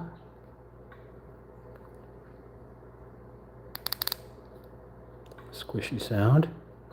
See where that's facing.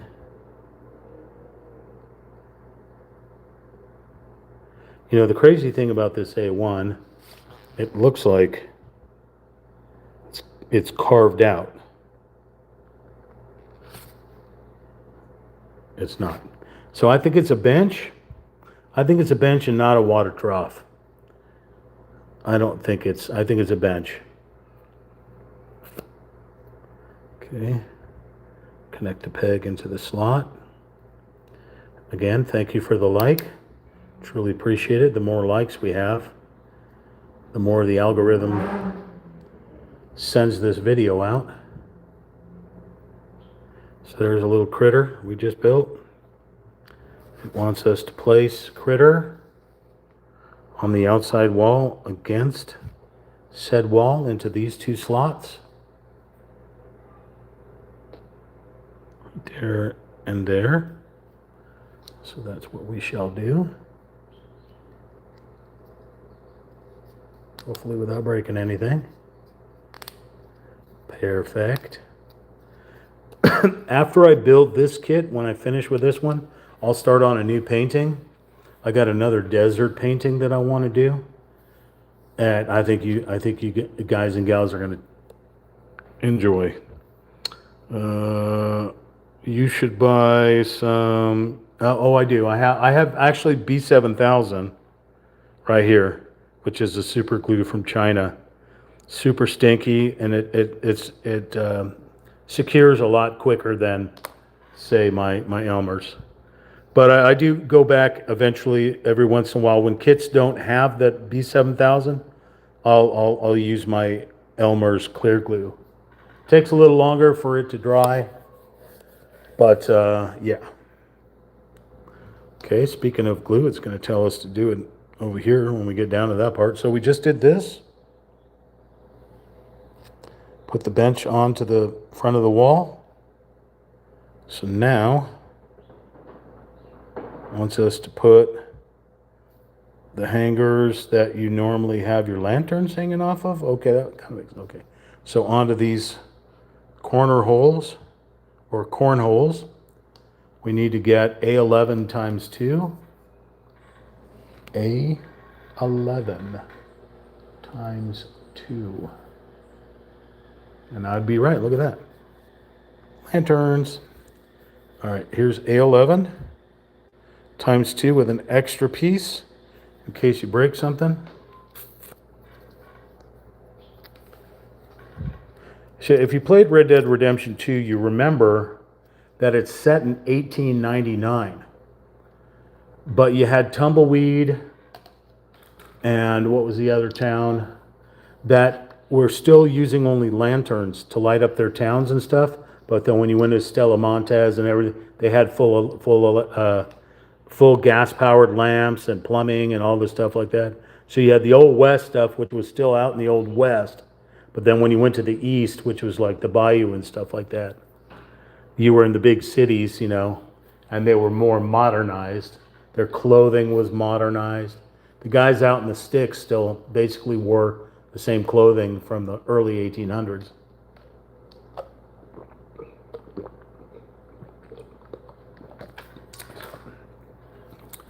It wasn't too far-fetched to see any 1700s or 1600s garb come through there. Most things changed. Most general stores had the clothing and stuff, you know, to keep up with the times, if you could afford it, you know. All right, so these little pegs go into these corners here, and they're super tiny. You can see them in my giant gorilla chimpanzee hands. The hook part needs to go on the outside, and the pegger part needs to go into the wall up here. Let's see if that'll focus. I'll let you see that. Okay, that was good. That squished in there. Perfect. Okay.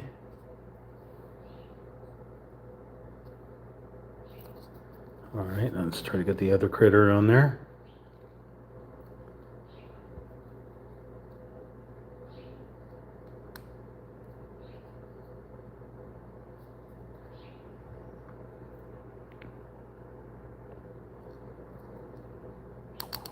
I don't think it was supposed to go all the way in.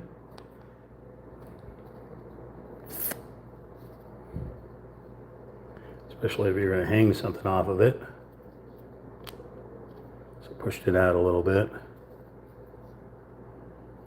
Okay.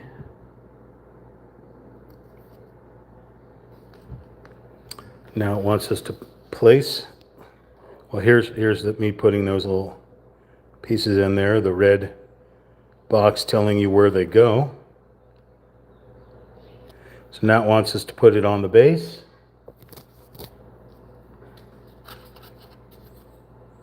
And we've got these big slots, or pegs, big pegs here. And they need to go into those two slots right there. And if they don't fit, we'll file them down. They actually fit fine, okay? So there's that. E6000 provides an industrial strength hold. Is impact resistant, flexible, heat resistant, paintable, and adheres to almost anything. And it's obviously going to be different than the B7000. I mean, some of these materials, you know, they don't want like certain chemicals on them because they'll burn or heat through, but I've never actually seen the E6000. That's what are you using that on, like RC cars?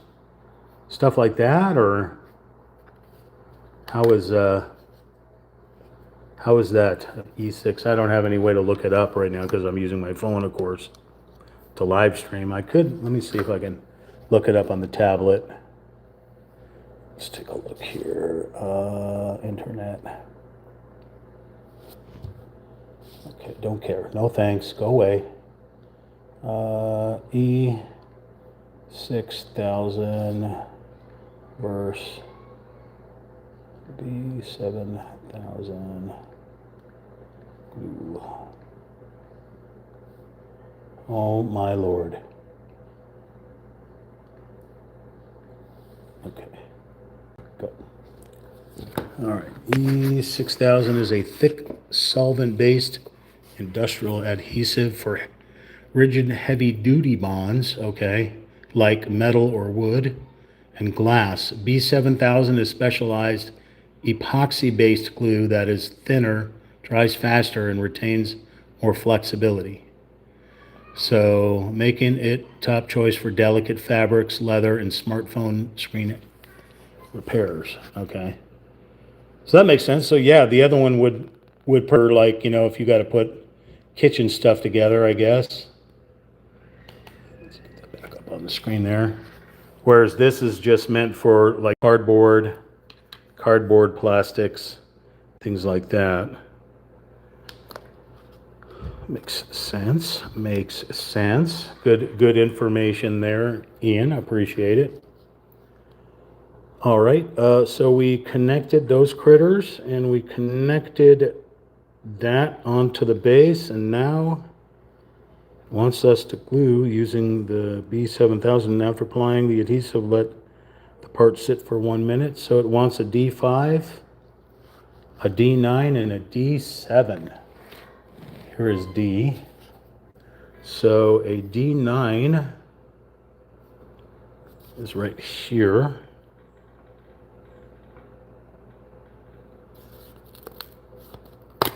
Okay, here's a D9.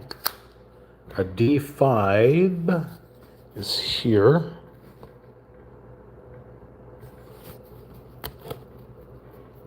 Let's find that right there.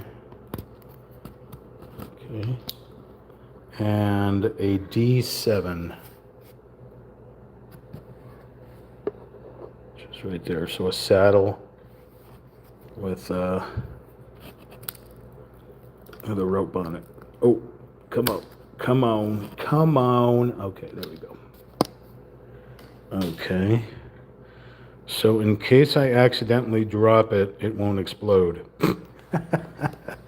I should hope not. That would not be. That would be no on the bueno scale. All right, so we're looking at the outside of this wall. This is the inside of the saloon. So we're looking at the outside and we're looking at that little slot there, but we're going to put the D5, this little piece here, and we're going to connect it right here. Ooh, that is a tight fit on there. There we go. So that looks like that, but we're not hanging anything on there yet, so it wants us to glue this saddle straight onto the wall. Yeah, but the 3D crystal puzzles, aren't they like metal? Like metal on the inside, and then you drop the crystal or the glass or crystal into it. Like I've seen those 3D puzzles on Amazon or Etsy and stuff like that. I actually thought about buying one of them. I do like stained glass windows.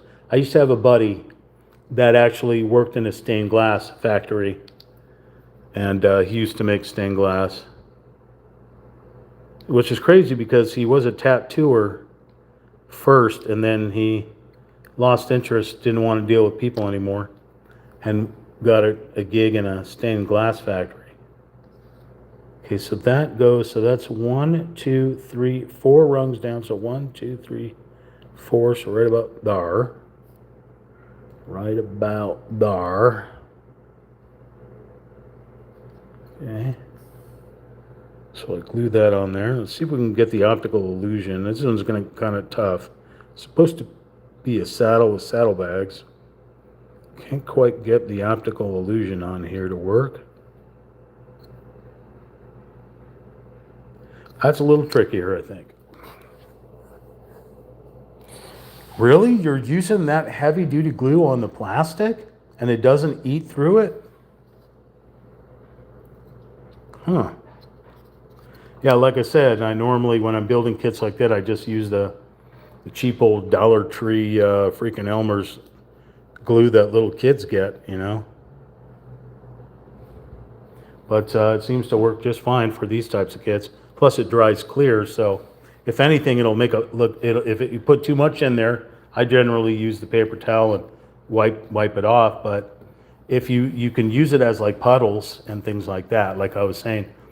In the last thing I built, there was a little cup of tea, a teacup and a saucer, and okay, that makes sense. Crystal being translucent, I get that. If it was going for more like a quartz crystal, so that makes perfect sense. All right, so we're gonna let that there. Eventually, when that thing dries, we're gonna place this wall onto the side of said saloon, connecting it as you see here with the red arrows. So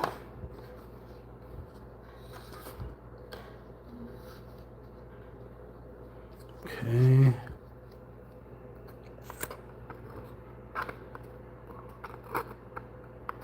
Oh.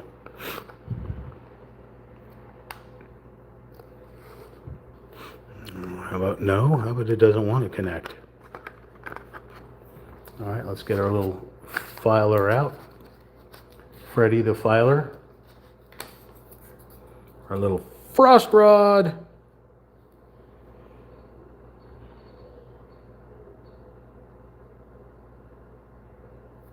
Okay. Trying to think. So it's trying to go for the effect of a stained glass window, but it's using crystals instead of the blown glass. Sounds like. The rod, do you have to solder the rod in and around the pieces and it acts as a frame to hold the pieces in, or is the rods already set there and you just put glue on the sides of the crystals and then set them in?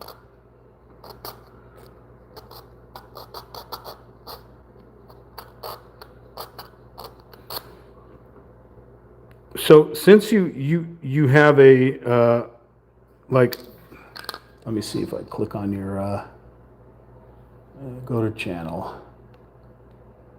Okay, you made a bunch of crazy pictures. Okay, cool. Why don't you upload them to your YouTube, or do you already have them uploaded to your YouTube? I see you cutting into watermelon. That's making me hungry. Okay.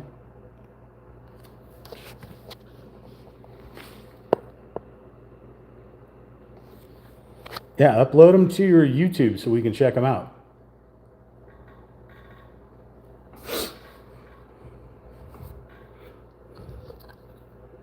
This guy kind of rotated a little bit. Let's get him back and place there. Okay. Trying to put the wall on here, but it's not cooperating. This guy's getting a little wonky in here. I'm unhappy about that. Let's try this here.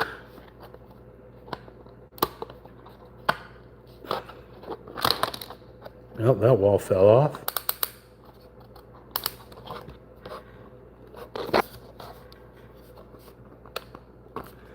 This is, oh my God. Everything's kind of falling apart now.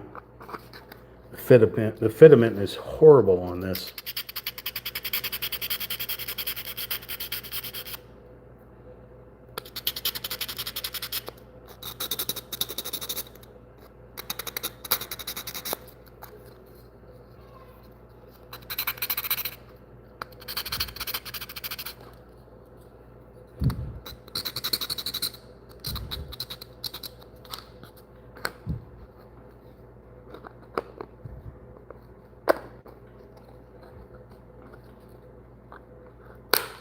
Ooh, that was a scary sound.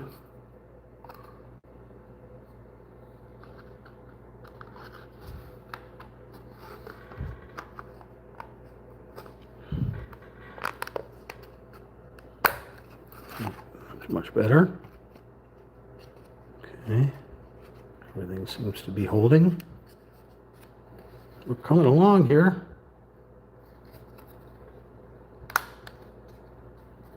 Our little miniature saloon. Okay. Yeah, I certainly like arts and crafts. I like hobbies, so I may try to look. Where did you purchase it from? Because I've seen similar things like that at the Dollar Tree. I've purchased like at the Dollar Tree they have for little kids, I guess, probably ages 3 and up, but little tiny things like ornaments for Christmas trees or things you can hang in the window or whatever that are meant to be like a little, crystal. So those little kits are pretty cool. I would consider them like a puzzle as well. All right, so we connected that. Then we put that sidewall up, and we're ready to move on. Walmart. Okay, so the normal places all sell them. I'm sure if you go to a Michael's or a Hobby Lobby or whatever you have in your state. Yeah. Okay, so now we're building the water trough. All right, so they want a D8. Get me a D8 to put on the other side of this saloon here. So we're going to look for a D8. And we found a D8. Hey, and it's got wanted posters on it. Let's see if I can watch it dead or alive. Get that to focus. Kind of hard to see. Itty bitty teeny tiny. So this one is just telling me to just slap it right on there. Make sure this is the outside and this is the inside. So again, follow the red arrows. Connect this little critter, wanted posters up.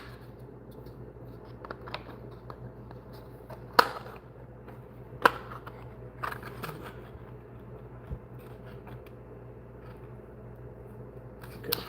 So it looks like we are going to file these pieces down because they do not want to connect.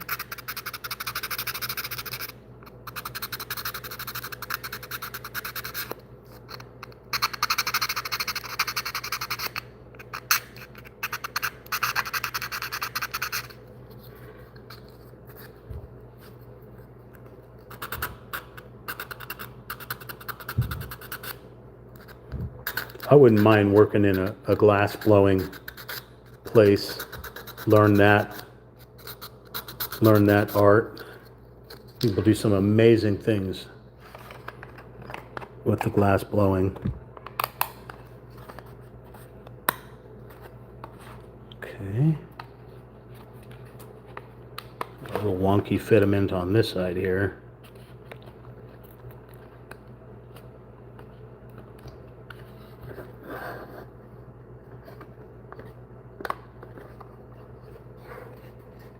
I may need an adult for this. Well, we took off the front. That didn't work.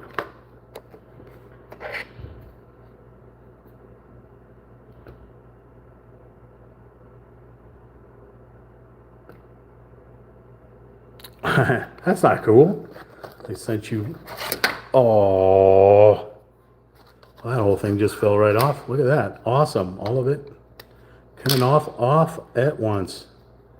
All right, we get to start over again. All right. Well, that's cool. Everything falling apart. I think it may be time to start gluing pieces down.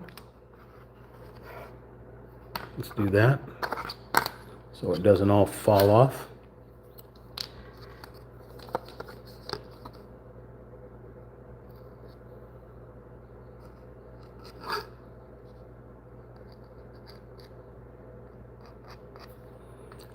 Some stinky glue.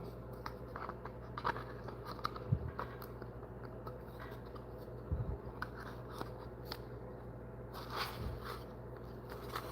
I think we're going to drop some in here so it connects with this.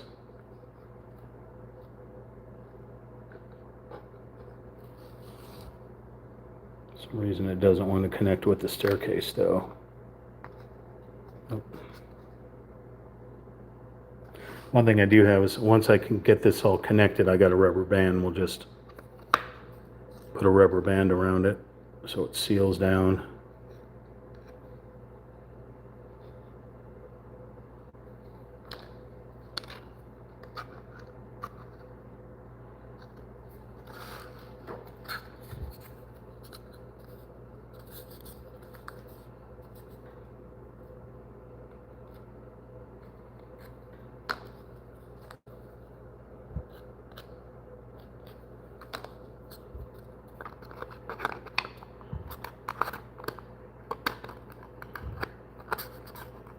This thing does not want to connect. It's like I bought something that is for another kit, but not this one. Oh my God, everything fell off again.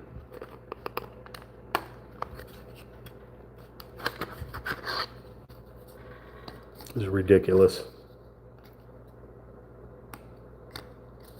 Terrible quality control.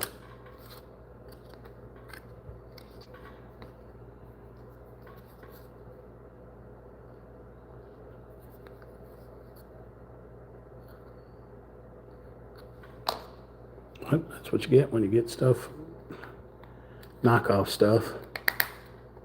It's not from Japan or the USA.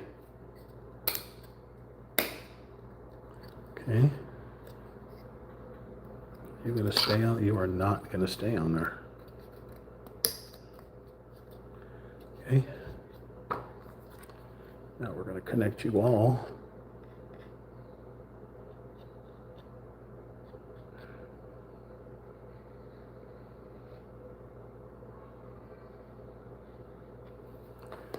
Okay.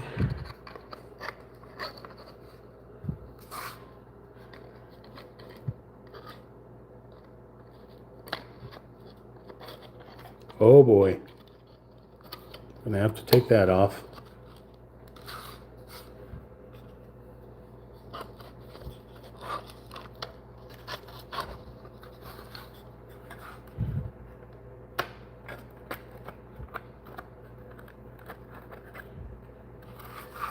I feel like I'm building a ship model. I want to smash it into pieces in a minute here.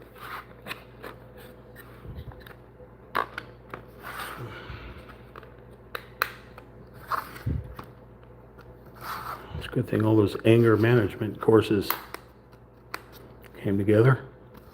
All right, got it all now. Got everything in there, and unfortunately we had to glue it in there, glue it all together because the fitment of this was horrendous. But this wall right here does not want to cooperate no matter what I do.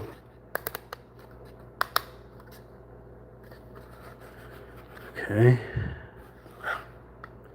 Little doohickers still move. Yep, little doohickers still move. All right. Let's put our glue back together here. Oh, of course. Let's wipe off some of this glue here. Maybe that will help. Itty bitty needle. Son of a mother, father, sister, and brother.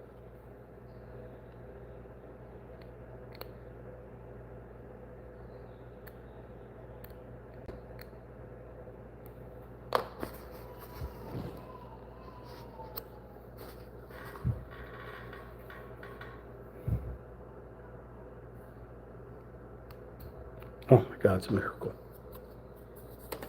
Okay. Let's let that all dry. Sit over there. See what else we got to do. I put the, well, I just wanted it on one side. It doesn't matter. I didn't really need the glue. It should have stayed on its own, but it's just enough that it'll make a bond on there. Should hold it in place. Should is the key word. All right, so we're going to put this aside. Start working on this water trough here. So we're looking for D parts. We're looking for Deepak Chopra. D parts, there we go. Looks like they made this out of concrete. What do you want me to take? You want D3 times 2. All right, so all the parts are right here. Okay. So we got D2, which is the base.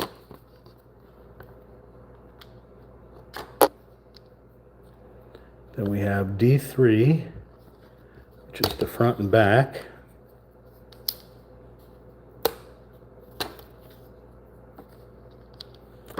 And then we have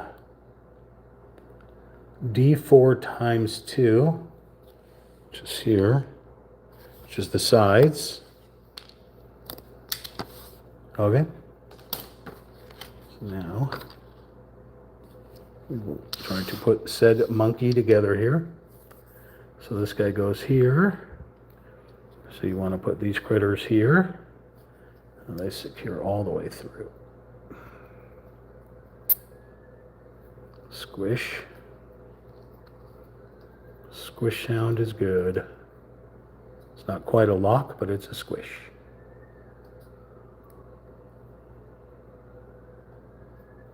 Okay. So then we place the sides on there like so.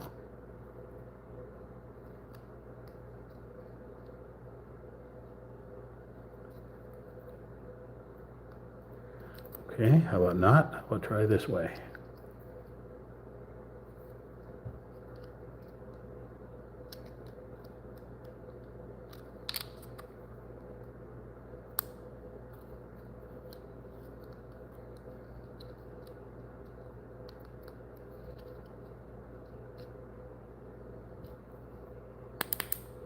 Jeez Louise.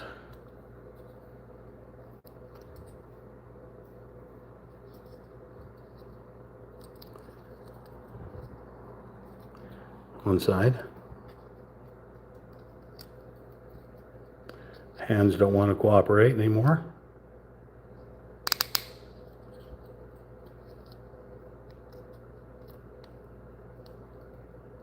Go to your home. Using our teeth.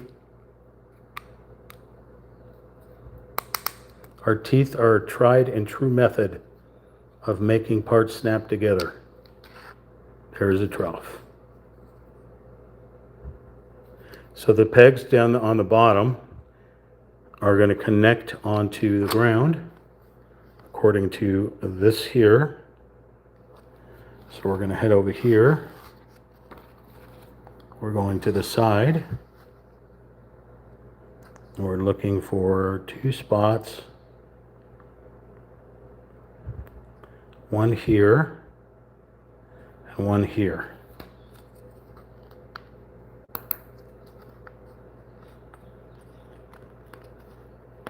Perfect. Right there.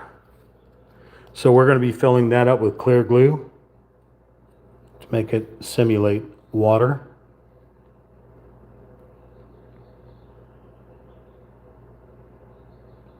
You mean the mandibles? The mandibles are the jaws, the mandibles. I could see that.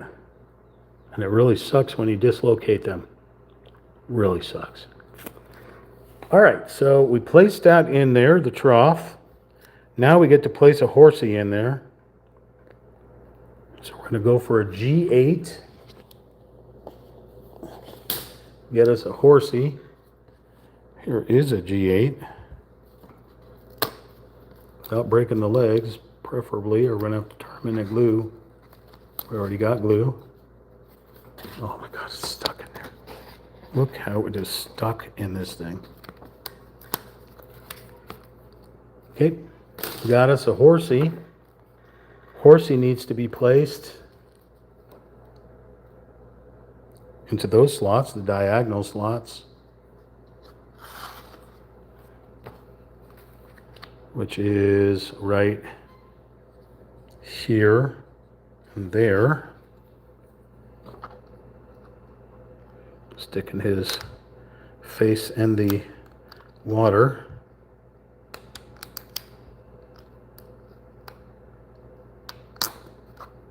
Okay, there's horsey in there. Let's see if we can get an optical illusion of it. Of course, it doesn't seem right with a refrigerator behind it, but let's put it over here.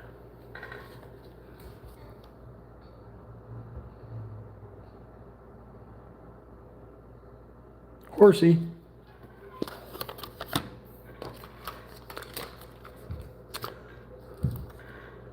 What grade are you in, Ian? You're in what, like 6th grade, 7th grade?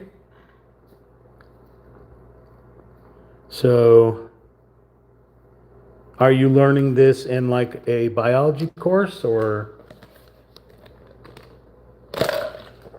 I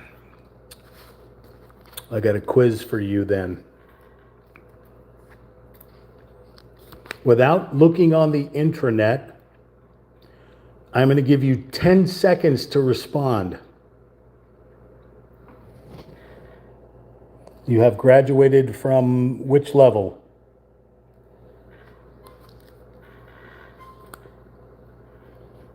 You're 19?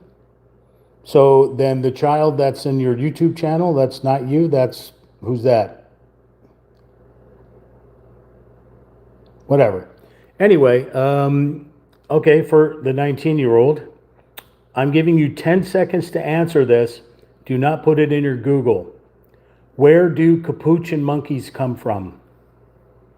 Clock starts now.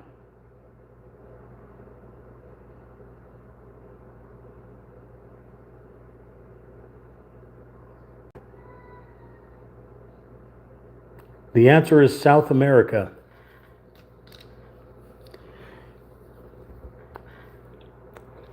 Here's another question. Out of the 5,000 or 6,000 species of monkey. You didn't learn that? That's no problem. Out of the 5,000 or 6,000 species of monkey, how many are nocturnal? That one, you may need to Google that one. That one's a pretty tough one.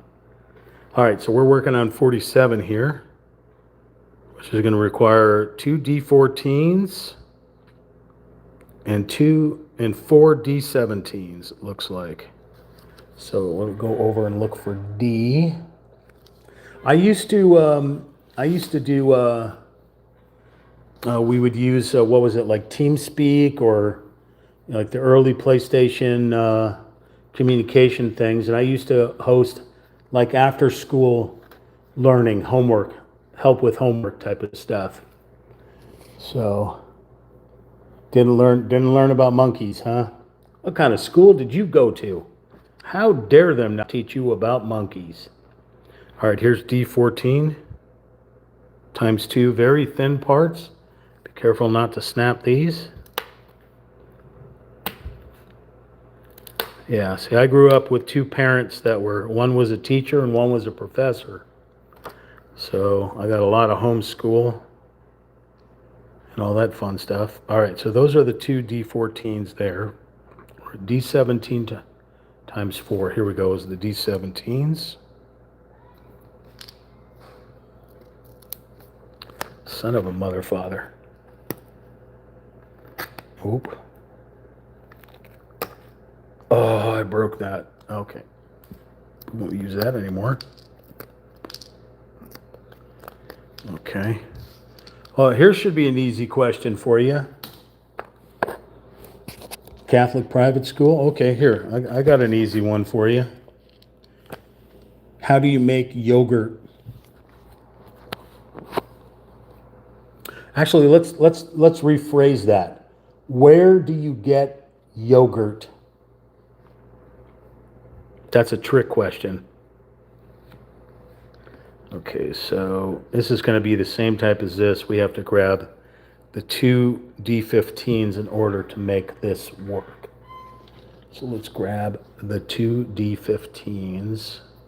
Here are the 2 D15s. You got an answer for where do you get yogurt?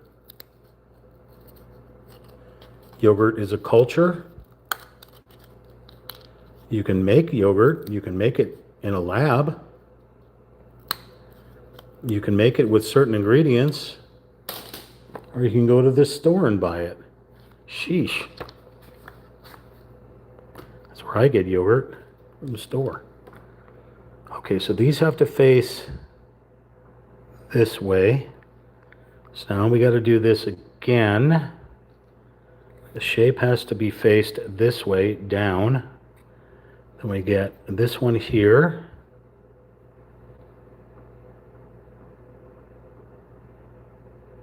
There you go. I liked my answer better to go to the store and get it. But yeah, that's definitely the Google results. Okay, so let's connect these guys here. See, you get knowledge and you build a toy. What more could you ask for? It's amazing that I don't have 1 million subscribers. Fascinating, right? As long as I've been doing this stuff, nobody loves chimpanzees. That's what it is. Nobody loves chimpanzees. Largest organ in the body would be the integumentary system.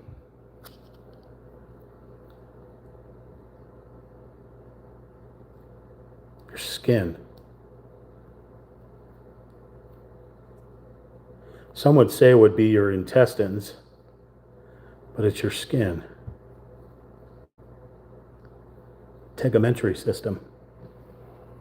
The skin, yeah. I learned that in biology. All right, this one's being a little wonky here. I like this whole kit.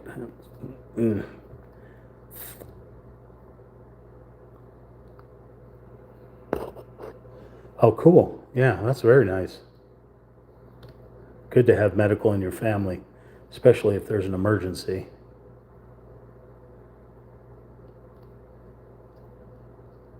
I got teachers and doctors in my family as well. Very good to have.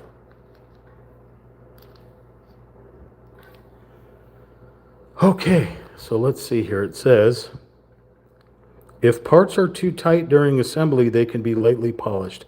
Oh, I thought that was a Mr. Smiley tape. Now they're telling me that's to polish or sand. Okay, moving on. Now we have to put some ends onto this little door thing that we just created. So we need 2 D20s.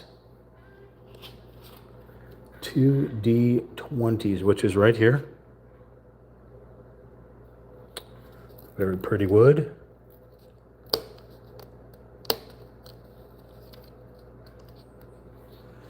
Ian Fleming.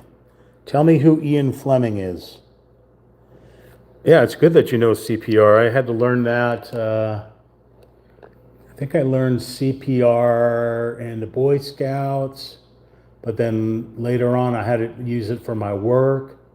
So I learned more advanced first aid and CPR. And then I keep it up every year. I go to the Red Cross and keep up on the CPR. That's very good to know. CPR is very good to know, as well as the Heimlich and basic first aid. It's excellent, especially with all the crap that's going on in our world of school issues and crazy criminals and stuff, people getting hurt in accidents. It's always good to have all that knowledge. Okay, so we're just going to snap this on here like you do. Doesn't want to go very well. Does not want to go at all. Oh, may need to use our teeth on this one.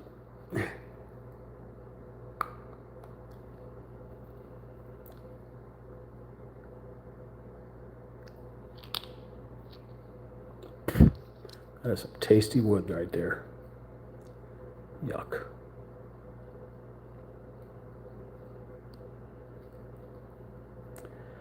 This does not want to connect.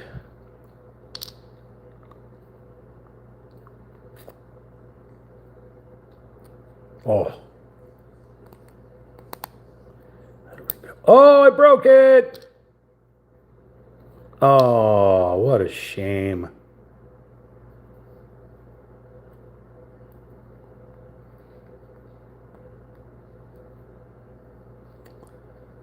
Well, we're going to have to do some gluing anyway.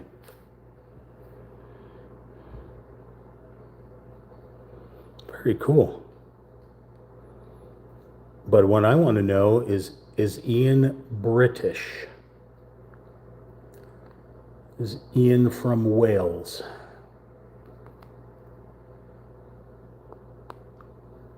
Is Ian from Ireland? Scotland? From the UK, mate?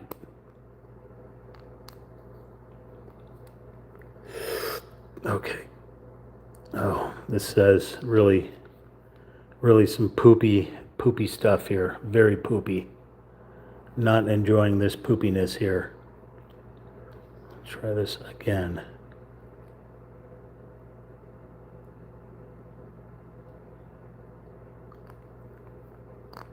Oh my God. I'm gonna crawl into a fetal position and cry myself to sleep here if I can't get this thing to go. I heard snaps. There we go. The problem is, okay, the problem is,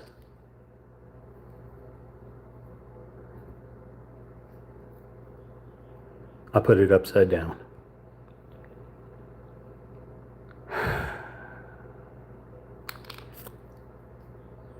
Finally get it connecting. So you wash your car? You washed the car in Wisconsin? I've been to Wisconsin. I thought it was beautiful up there. I guess where I went to. Oh my God, I broke it again. All right, looks like we're not going to have these pieces. All right, okay. Try it for the last time. This thing's completely broken now. Let's try this again.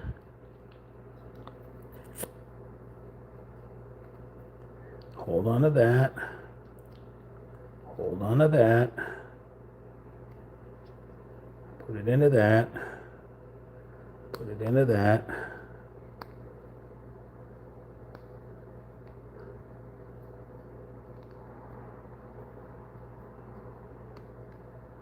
Like you do. Oh, come on, just one piece go. Okay. Connect this onto here.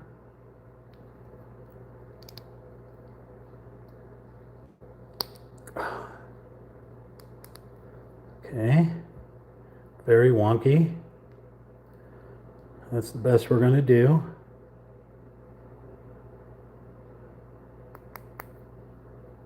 Okay. I don't think I can do a Wisconsin accent because it's not as harsh as like a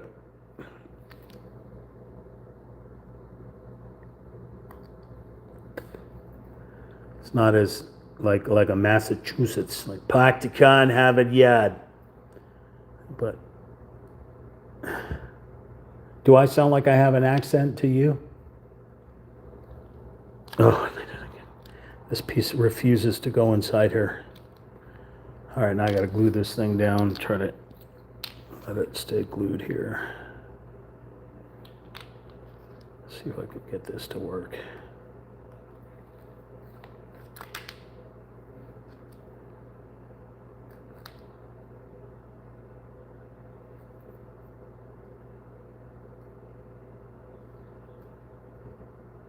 But I still think that on your YouTube page, you should upload your those crystal decorations that you're making.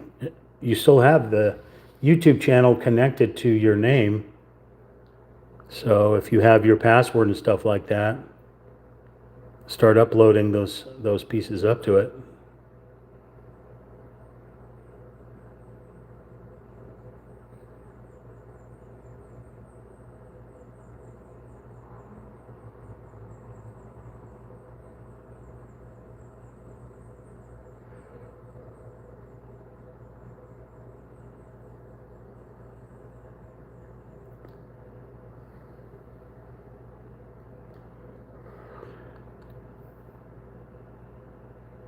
Well, yeah, every accent is forced, right?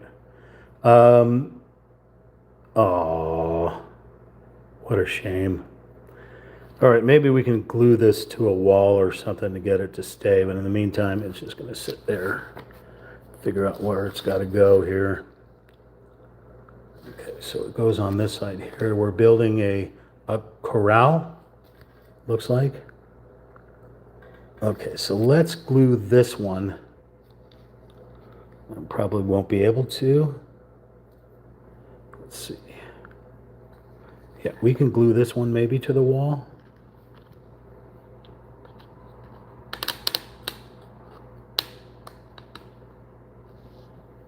It's going to be wonky, but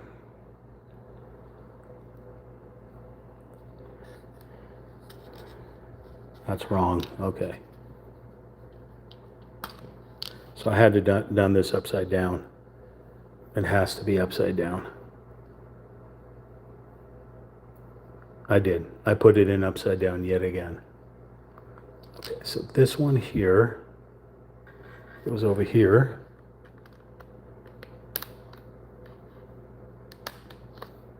Like that. Okay. Got to redo this one. Such a shame, but I keep doing it wrong. It just ain't going to work.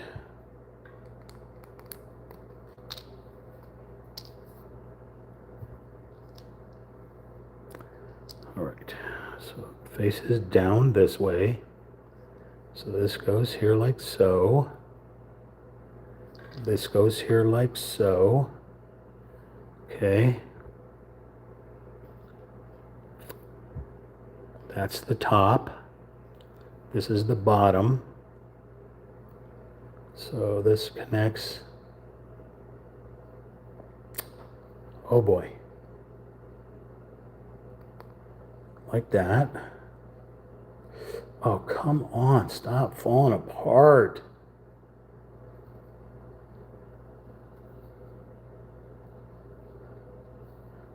This is really one of the most difficult things I've ever put together on a little kit like this. Absolutely ridiculous.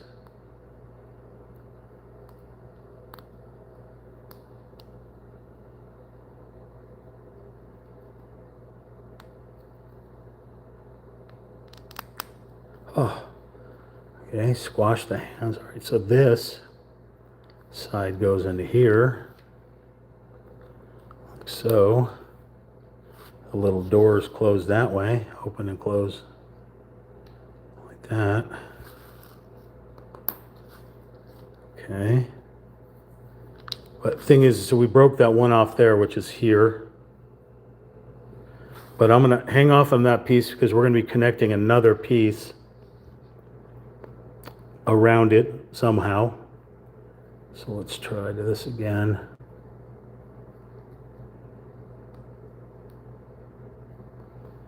Try to get this to work.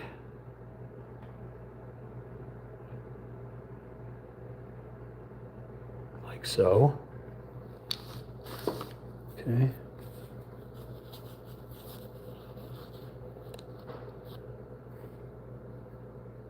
Did you know that it is impossible to say the two words oi and mate together without sounding Australian? Oi, mate. Today from Australia, we got Ian Grand Corbett 69 there. He's outside playing with a roo. He's going to go crocodile hunting soon. Wish him the best of luck, of course. Stay away from the jellyfish. Okay, hang on a second here. We're going to go towards a window and look for a Sammy. I don't see a Sammy. Normally there's a Sammy outside. I don't see a Sammy, so I'm going to put the phone down for a moment. Go look for a Sammy.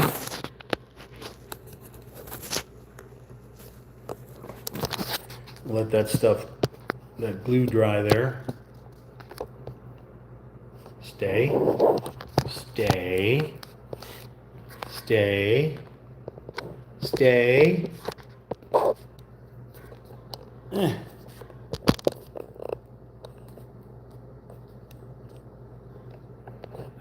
Phone's gonna fall over, but I'll be right back. I'm gonna go use the restroom and find a Sammy.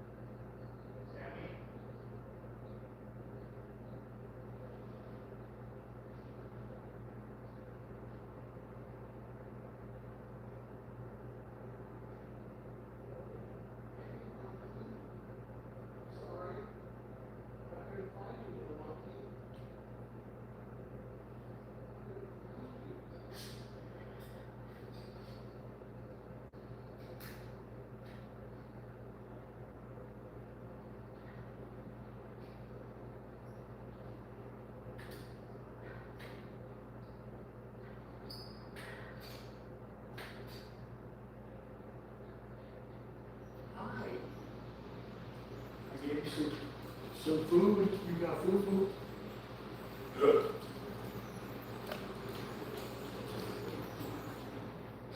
All right.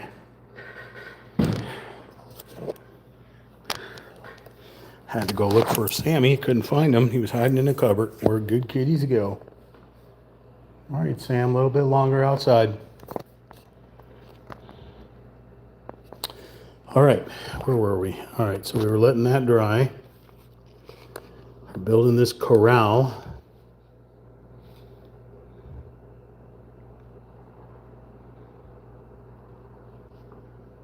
So now we need a D19 and a D18.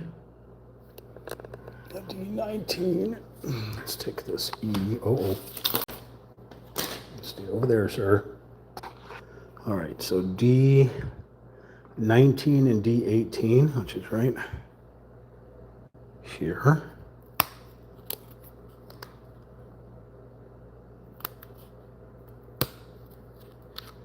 Okay, we need to connect D18 and D19 together.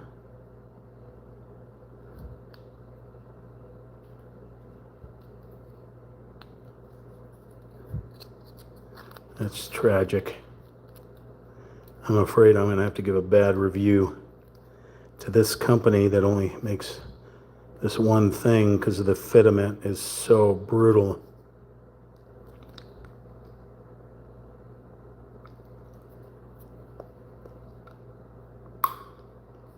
Using my teeth to put these things together. Okay, so this one goes in the back with a D11.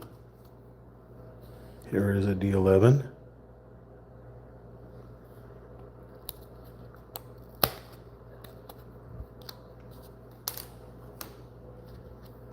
The pegs down here will go into the back here.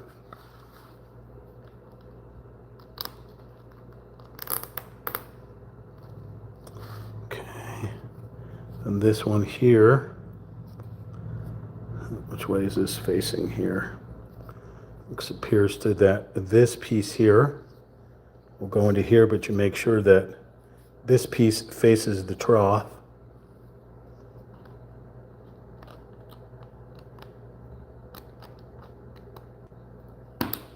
Like so. Okay.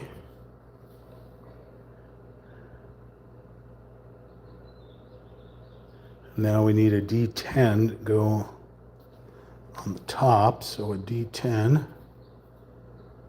right here. I guess the center piece comes with it. We'll pop the center flashing out. That'll go into the box eventually. Okay, so this one has some orientation to it, so let's see. Okay, so see how it's shaped? But it has an inner part here. That inner part needs to connect onto this. And then we're going to try very delicately to put the post that I broke and the other post into. But we have a missing post here. Hang on a second. Where did that come from? A D16 up in this section here requires us to put a fence post on the corner. So a D16, which is here.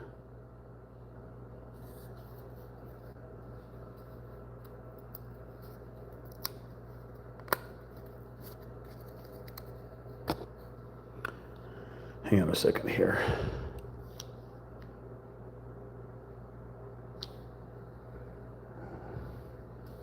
Okay, so a D16 goes up the center here, where, got to try to connect it on in front here of where this fence is here. Okay, like so. Now this is going to be tricky, as everything else is in this thing, is the alignment of everything is what's going to be tricky in here.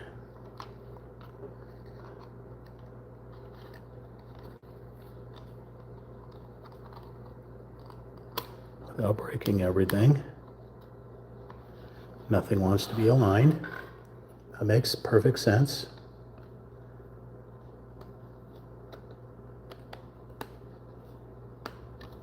Nope. Okay, the piece that I broke off, we're just going to stick it in here. Okay. We're going to try again to align everything, but nothing seems to want to be aligned. Sorry, we're off the screen here. I'm just trying to get a basic alignment.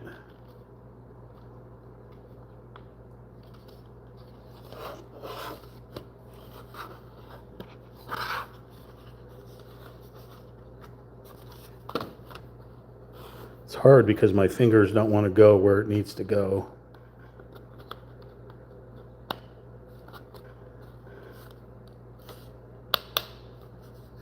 Could be real delicate here. Oh boy, please don't break. This is just going to have to be a facade on here and not be super tight and stuff like that, because otherwise it's just going to break. Okay.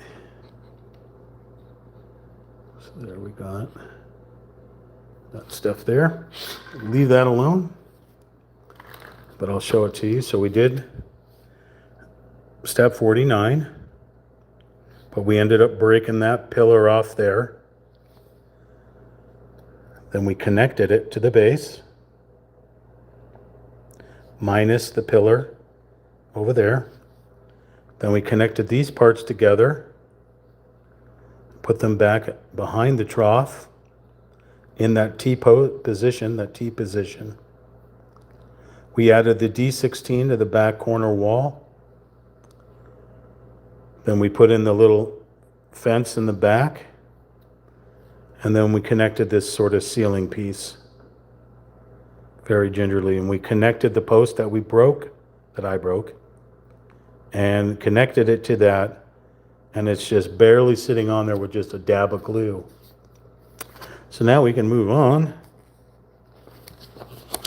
to the next page. So let's make sure it's page 10, yes. So let's go on to page 10 here. Okay, so now it looks like we're going to build top of the shed here. So we're going to rotate this way. Hang on a second here.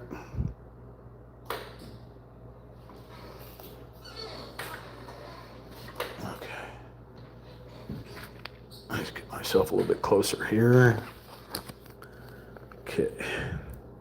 So now we need D13 times 2. Hi, Sammy. Hi, Sammy. That's the elusive Sammy. You gonna jump up there and get your food? Sammy, can you tell everyone to like, share, comment, and subscribe to @RealTalkChamp? Meow. Perfect. All right, so we need a D13 times 2. There's D13 times 2, which will be the slants holding the roof on to the shed / corral. So we're going to connect them using these, making sure the slant is like so. Connect them on to this doohickey right here. Hopefully it doesn't break. Okay, I'm gonna automatically file these down because I can already tell it's gonna break that thing right in half if I try to press too hard.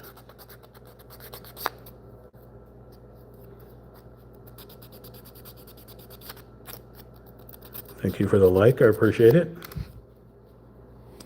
Okay, so let's try to, we just want to place it in there. We don't want to smash it in there.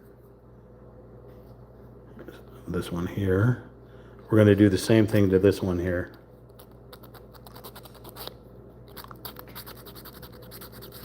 Just take a little flashing off, very little.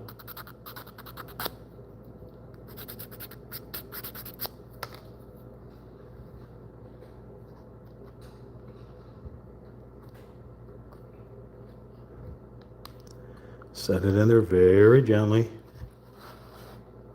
Okay. That was this section right here. Sorry for glare. Very gently put that up there. Now we're going to put the roof of said shed. And I like how it looks like it's individual pieces of lumber. There's D12.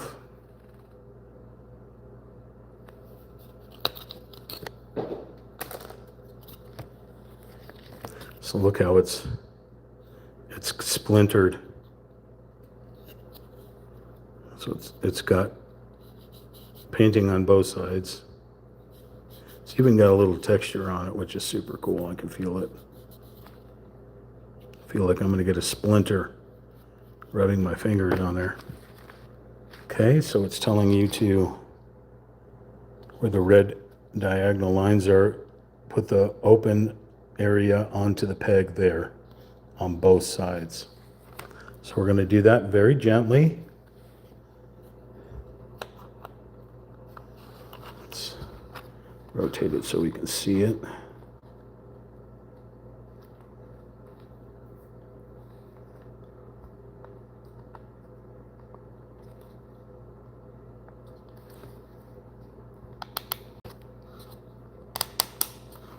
Okay, very gently.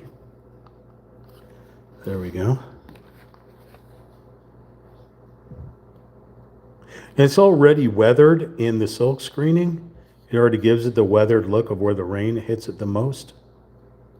But you know, if you know a true hobbyist, you could go in here with a paintbrush and re-weather it, make it to your liking.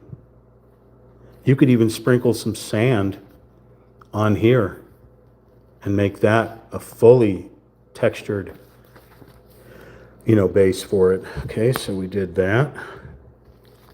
We connected that. So now we're going to work on building the upstairs. So we're going to go and we're going to move D aside and work on E. Let's get some of these tools on the side here. Put this stuff aside. Okay, so we're going to head over to E. Okay, we need E7, which is coiled up rope right there.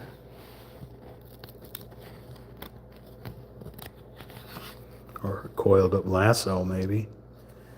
And then we're going to need an E5. There is an E5.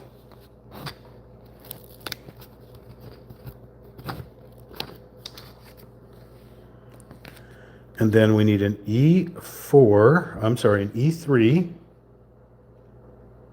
There is an E3.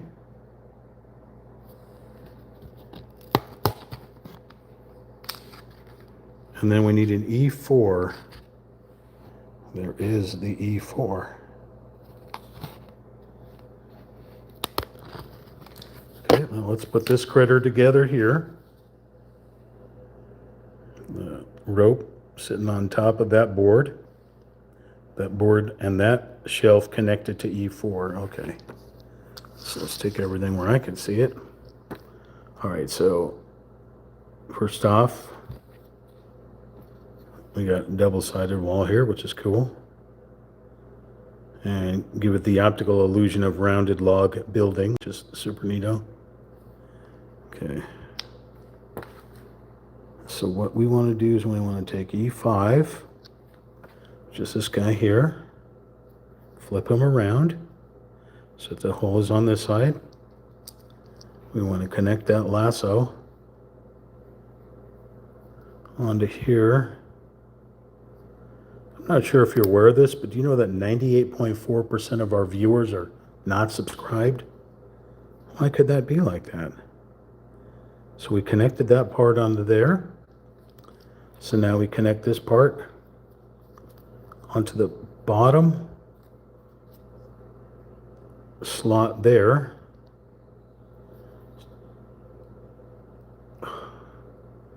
Press that on there. And then the shelf going above it, empty shelf. There's the snap. I didn't hear it on the other one. It was barely even a squish. That's it right there.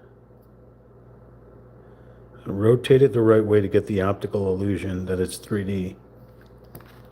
Okay. So now we're going to take this piece and build a box. So we want the back piece there. We want 2 E1s and an E2. So we have 2 E1s.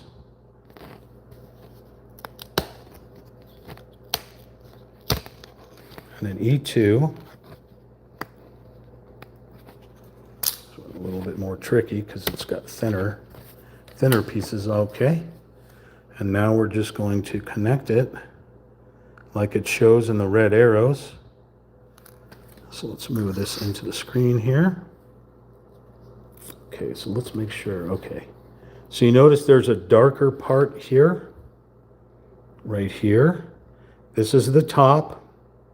This is the bottom.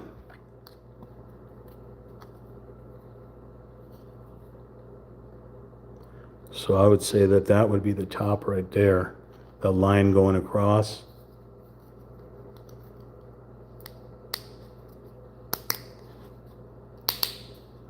Perfect. Let's get this one on. Again, that's the top.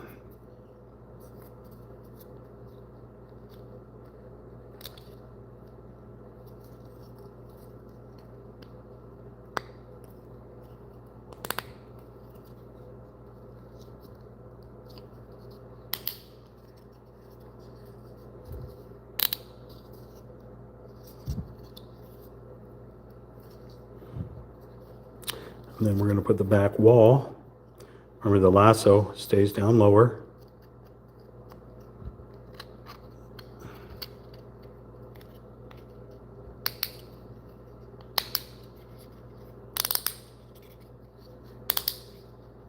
We have built a box.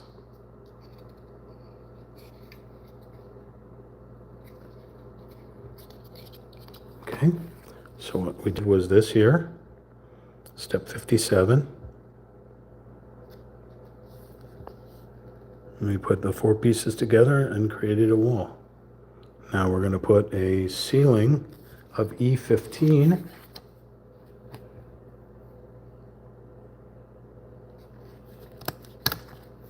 On top of this shed or outhouse or whatever the heck it is. That's the blank side. That's the printed side, so let's see.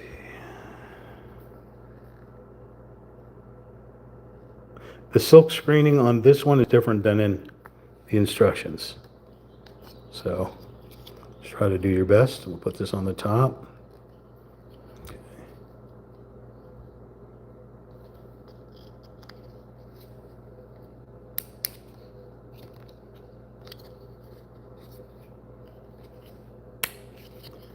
Good. I'm not sure what the other slots are for, but I guess we'll find out. There's a slight slant to said shed, or whatever it is again. That was this right here.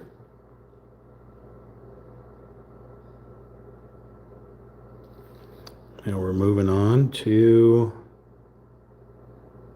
connecting something here to this back wall with the wanted posters. Something right in that slot. You want an E8. E8.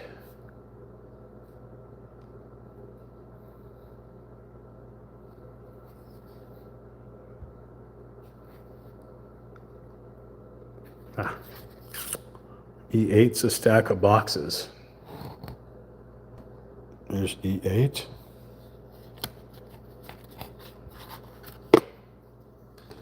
Okay, so you want me to place E8 according to the diagram. Oh, and E6, which looks like a broom. So E6 and E8. Here is E6, and it is a broom. Try not to break that broom handle.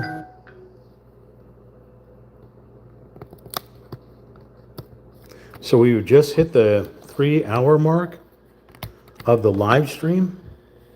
I generally go 4 hours, only because my phone can't handle anything else for some weird reason, but so we'll keep going, live streaming this. My name is Real Talk Champ. Well, my name is Ricky, and I'm live streaming through YouTube at Real Talk Champ, which is RealTalkChamp. We are building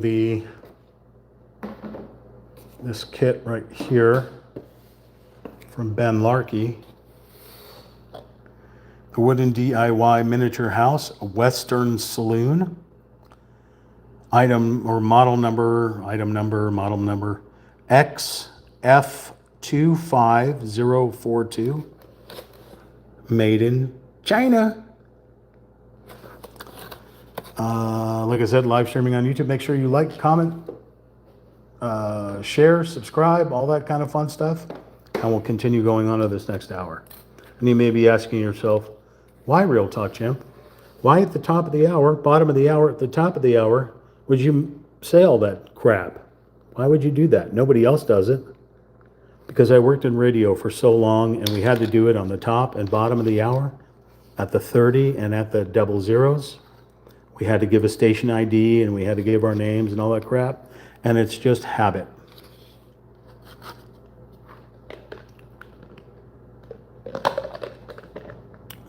Okay. So we're taking the broom. Is there a certain direction broom has to be in? Does not specify. Does not specify what side broom has to be in. But broom has to go into which slot? This slot here. Okay, but it doesn't seem like it leans. Is it just supposed to sit there?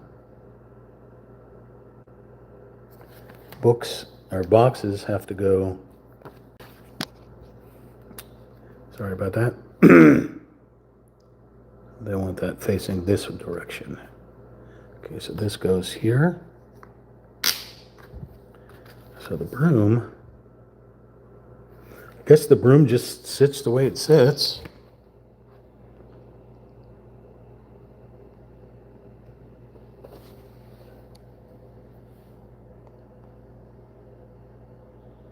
Like you do. Okay. That was that right there. Now, so I'm going to flip the page. Okay, so now we're going to put the outhouse, I believe it is. Or it's maybe a utility shed. We're going to wrap that. Okay, so that goes, this stuff on the inside door facing the broom. That peg and that peg fitting into these two slots, the one back there and the one right here. So let's try that. Of course the other side doesn't want to go. Why would I think that? Why would I ever think that there would be fitment in this puzzle? All right, let's shave this thing down a little bit because it refuses to cooperate.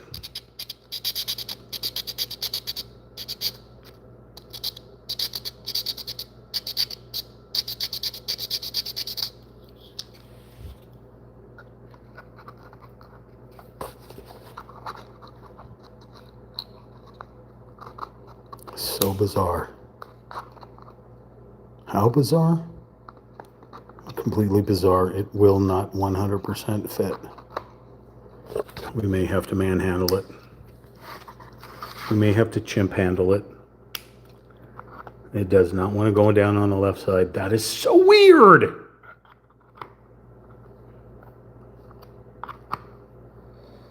Oh my God.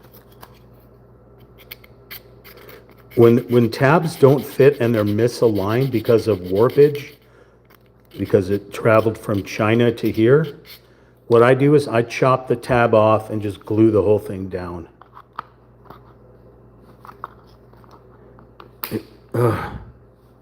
It must be so misaligned, I can't figure it out. So you leave me no choice.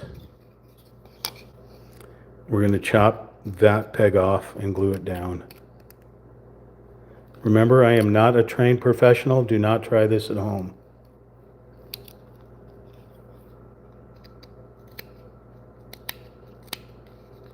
Actually, you know, we may be able to chop some of this down.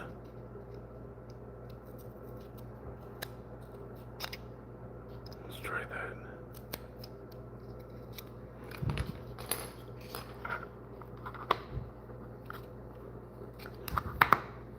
Nope. Nope. Zero filament. We're going to make it gone, Captain.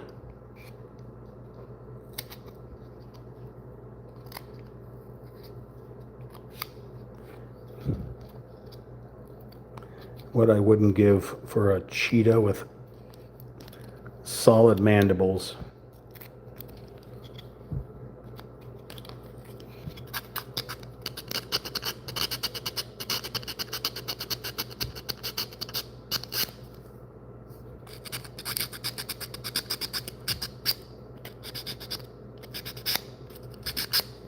Okay, it's gone.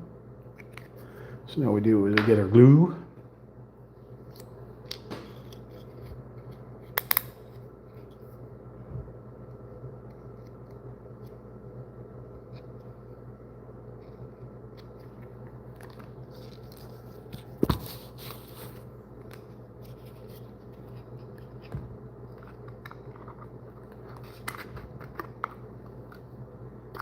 Blammo. In fact, we can put this off a little bit on here.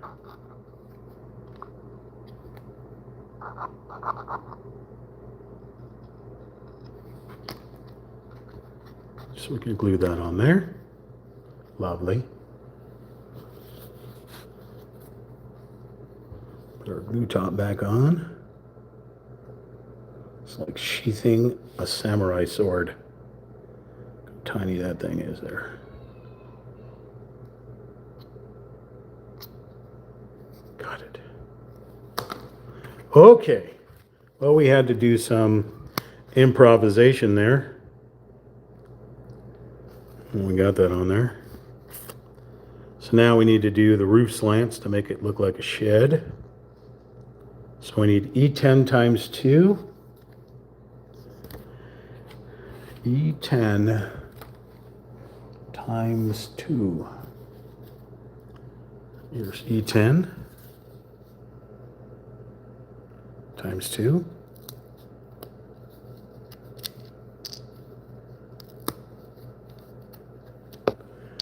Okay. And very gently, flat side down, press that peg into said slot. Ooh.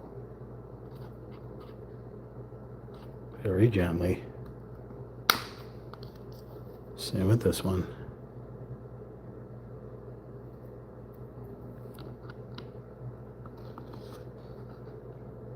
Okay. All right. That was that. We move on to this and put the shed roof on there. So that's E9. And we've got an E9 here. Split down the center so to make it look like it's rotted wood. E9. Okay.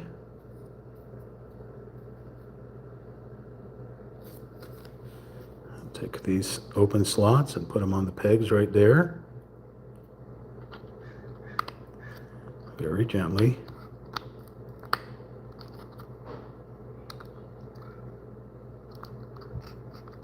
The good news is it doesn't want to go. There we go. Use a tool. Oh boy. Okay. That's situated on there. Now it looks like we got to make something here with some glue.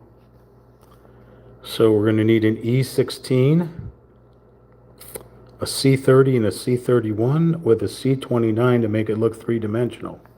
So we're going to look for an E. We're going to look for an E16, which is right here.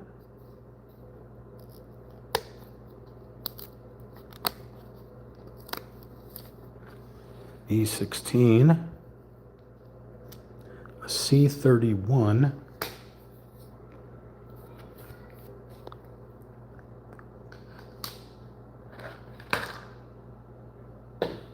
there's an A, that too is an A,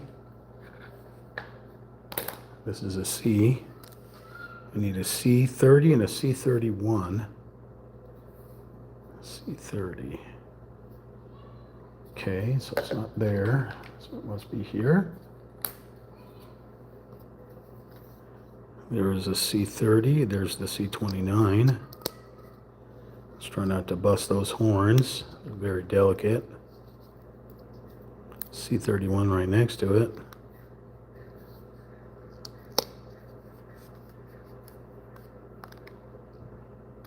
That's going to require a tool. My thumb can't press onto that. There we go. Okay. So C31 here. So this guy goes here. I'm going to align him up. Connect this critter. Okay, let's try this.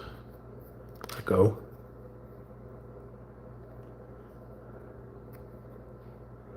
Okay, so we got that little hanger thing there. We're going to press this critter onto the hanger thing.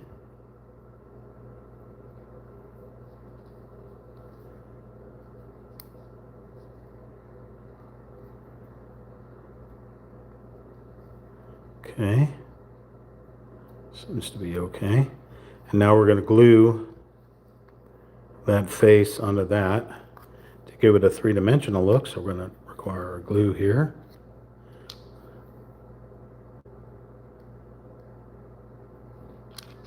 Okay, we'll not be able to get this connected again, I'm sure. This is an episode of Punk'd trying to connect this glue top onto the, forget it. You just stay right there like that. Get this critter here and place him on top.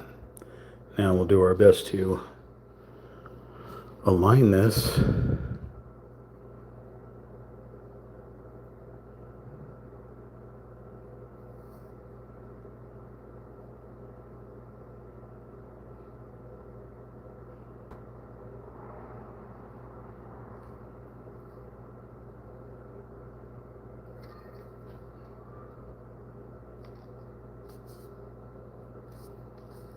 Let's give it that dimensional, three-dimensional look here.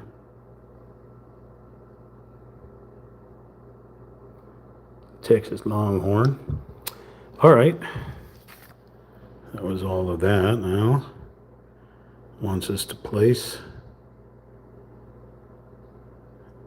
it over here on the left side with an E17 off to the right, which looks like a street light, but I don't know.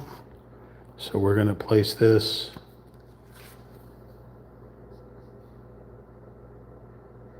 right in front of that bench. So right here. Keep fingers and toes crossed.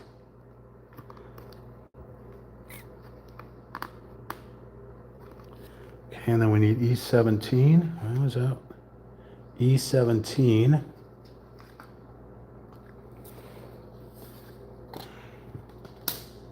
Just here.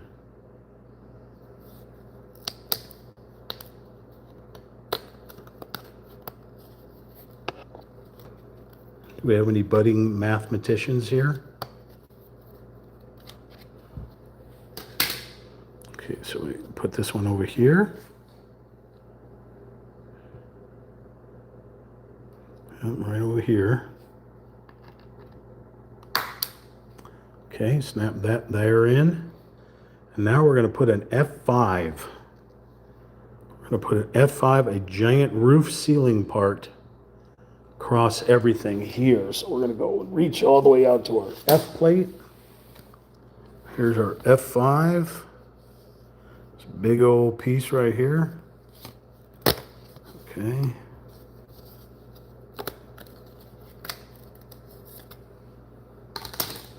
This monstrosity, blank side, painted side. So follow the red arrows to where you connect it. So let's try to figure this out.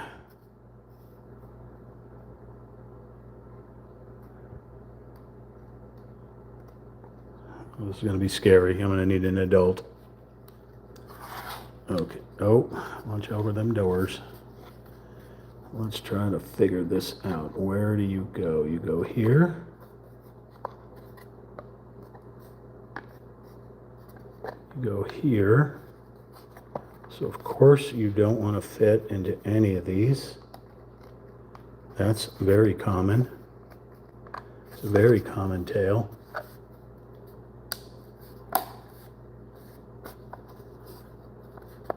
Fitment is all wonky.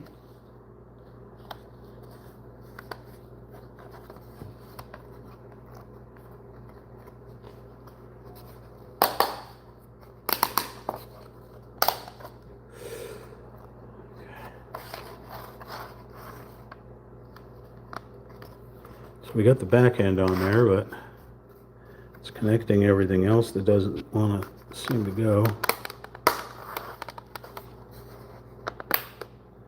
These are always the scariest parts. We got it.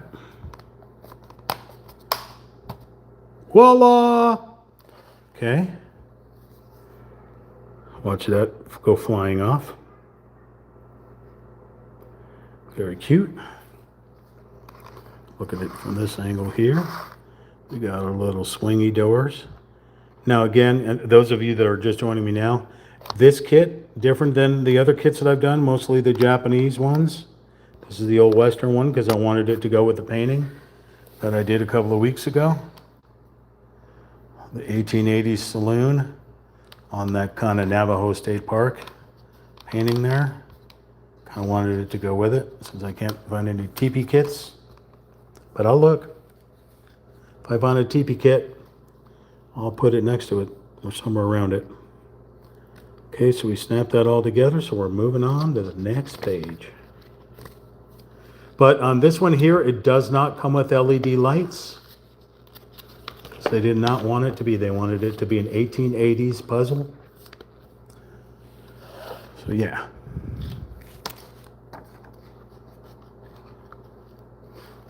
Little staircase inside here. Now, you could certainly get some of those flickering type little candle, electric candles and put them around your doohickey if you wanted to. So now we got to build a thing. We need a G29 and a G30, and we have not worked on G yet. So G is going to be hiding over here somewhere.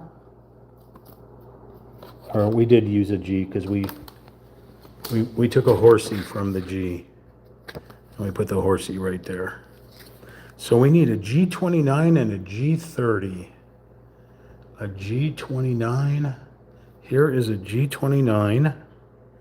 Barely read it. And a G30.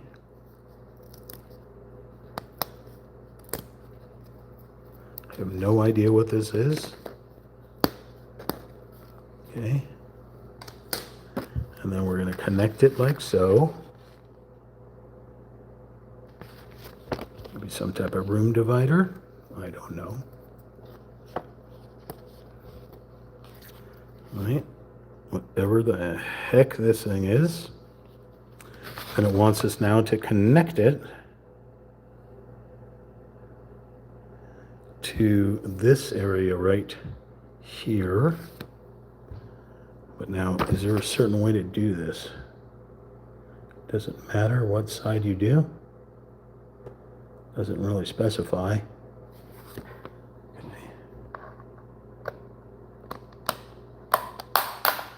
There we go. We have made the connection.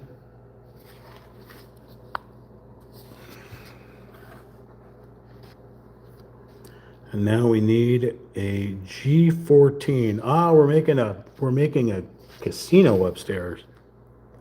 Normally the upstairs is you know like your rooms, right? But there are casinos on this center, and then the rooms would be around it. So that makes sense. All right, so we are grabbing a G14, which is this turquoise looking, black and turquoise looking critter. And that wants to be placed on top of this contraption we built up here. Okay. Of course, it doesn't want to fit, so we get our little file out.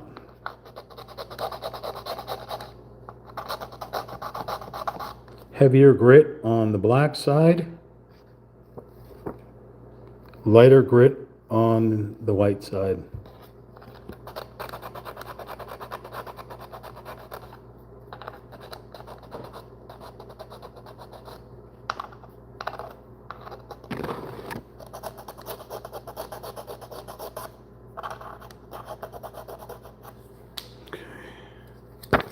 Let's take a look at this. This is a very dark piece, very difficult to see how to place this thing on here. This appears to be facing the front. I'm going to pop this out of here because I cannot, okay, I can't pop that out of there. I cannot see this.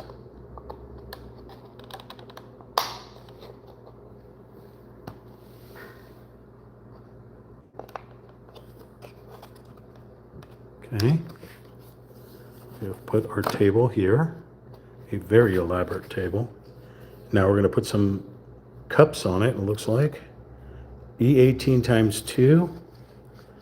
E18 times 2. Let's find our E. E is here. E18 times 2, and we have a whole bunch of them. All we need is 2.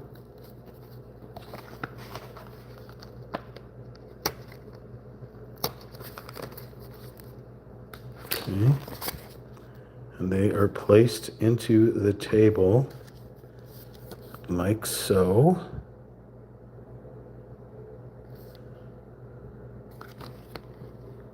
Okay.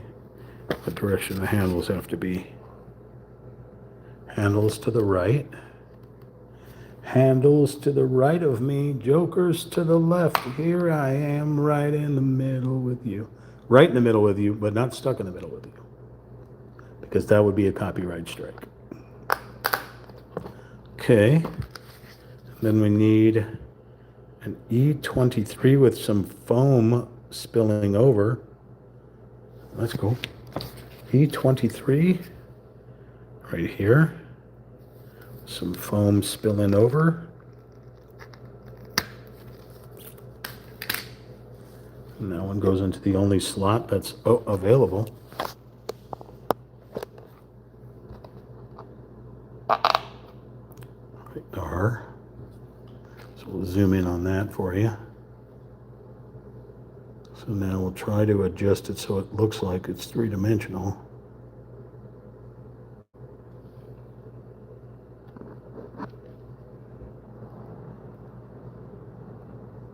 Okay.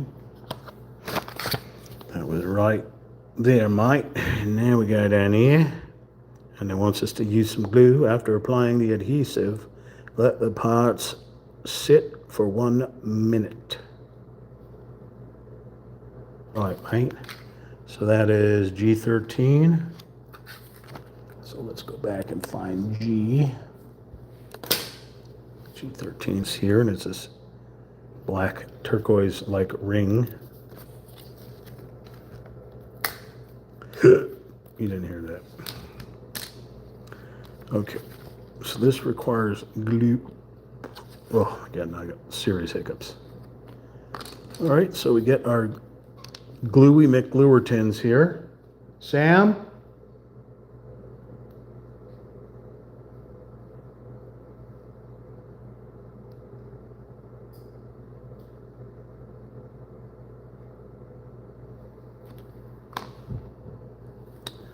Place them around here.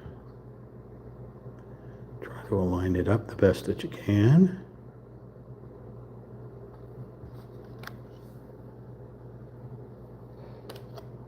Okay, that is right here.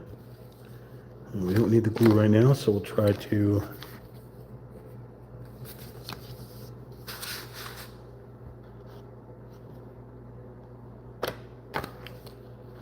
lovely.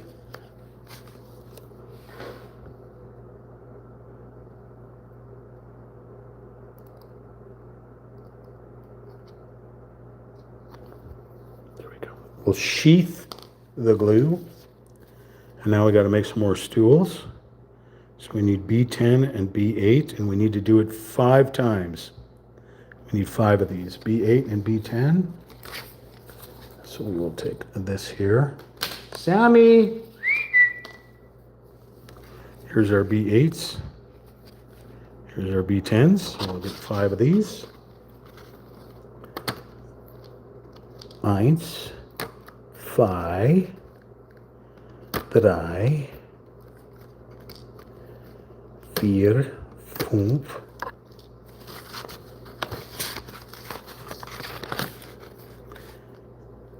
Ichi, ni, san, chi, ko. Okay. And now we connect them like you do.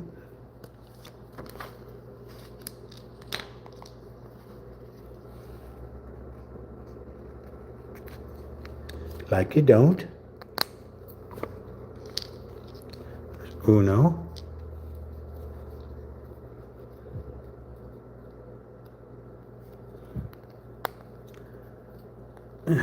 Dos.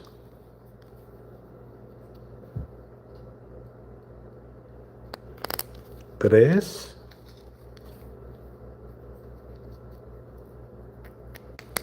4 for you English-speaking people. 5.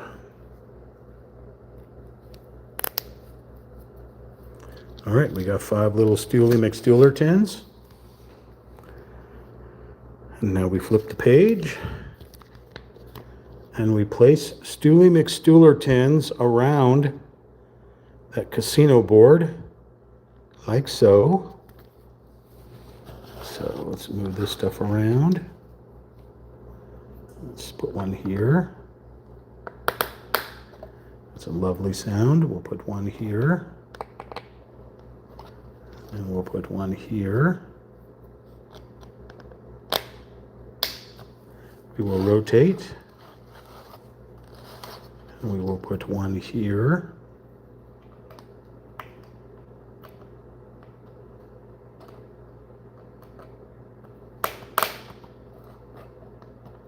And we'll put one here. Sammy! Come on, monkey.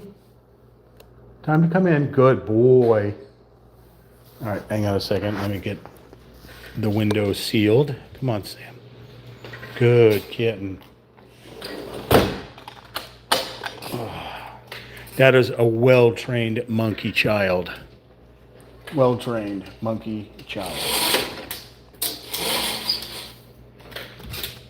Isn't that right, Mr. Sammy? The elusive Sammy. Everyone must have monkey cats. It is a requirement. You must have a monkey cat.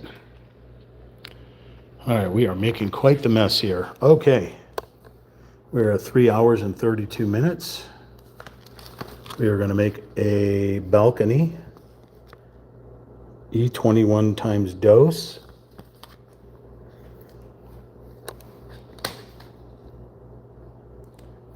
We need E, not D. E21. There we go. Here is E21.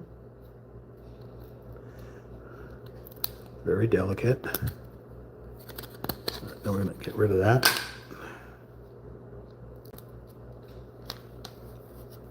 Very delicate.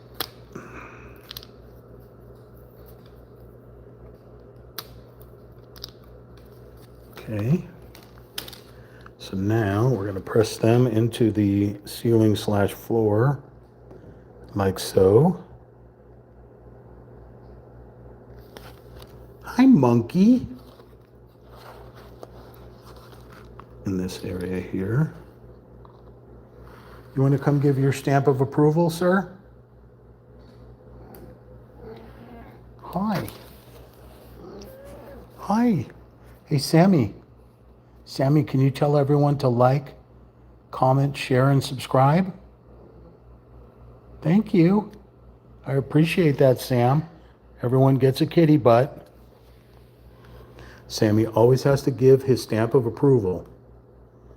You cannot work on a job site without having King Sammy. Right, Sam? Such a joy. Okay, Snappy McSnapper tins. Oops, you stay there. You stay there. Okay.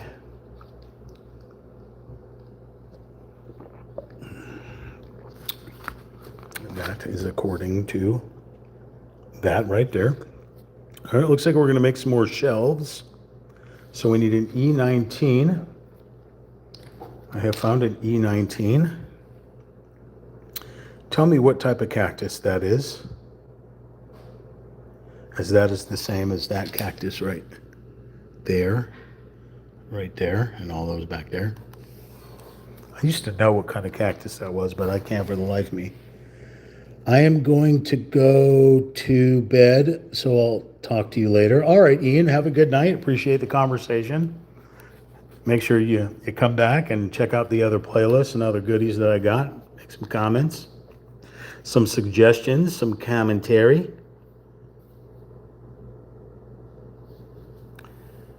Okay. We have an E19 here. We need E18 3 times, which is here. E18 3 times. That glue is potent right there. That is some potent glare. Glare. The third word of the day is glare. That would be what American English and other humans on the planet call glue. But our chimpanzee fellow, this guy right here, this chimpanzee, he can't speak very well. Okay, so we'll make sure the handles face to the right. Squish these little fellas in their spot. Okay, and now E22 times 2, which look like shot glasses. Empty shot glasses, okay.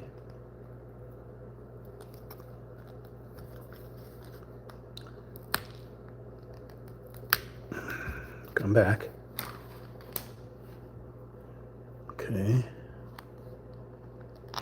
Squish them down into their squishy spot.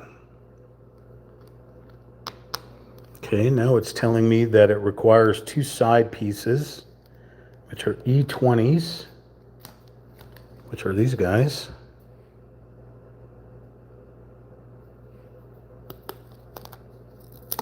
Uh-oh. Uh-oh.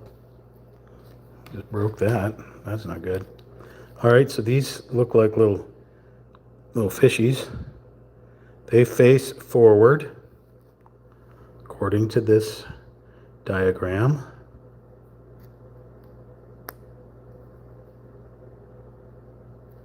And they squish on there, like so. Same with this guy on this side here. And like you do, like that. Got a little flashing sitting on top right there. We can peel off with our little, there we go. Okay, so that is that. That. Okay, now what is this? E24.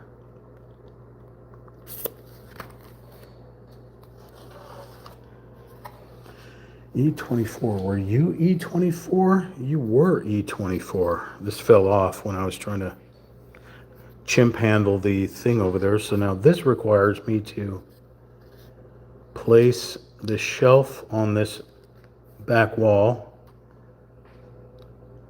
like here above that horsey right there. So we're going to come over here and we're going to do our best to align and snap the pieces in without breaking them. There we go. Got them photos back there on the wall. Okay. And then it wants us to put this wall upstairs. So we're going to rotate this. And we have the pegs here. And it wants them to put it into the slots over here. So those slots are up here. There, and there. Let's see if we can do that. If we're gonna, do we have to file them down? They are not going.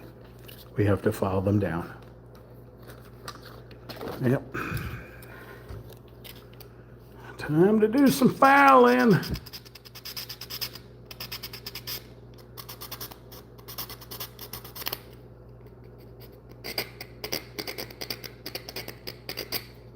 Sounds like horses coming in.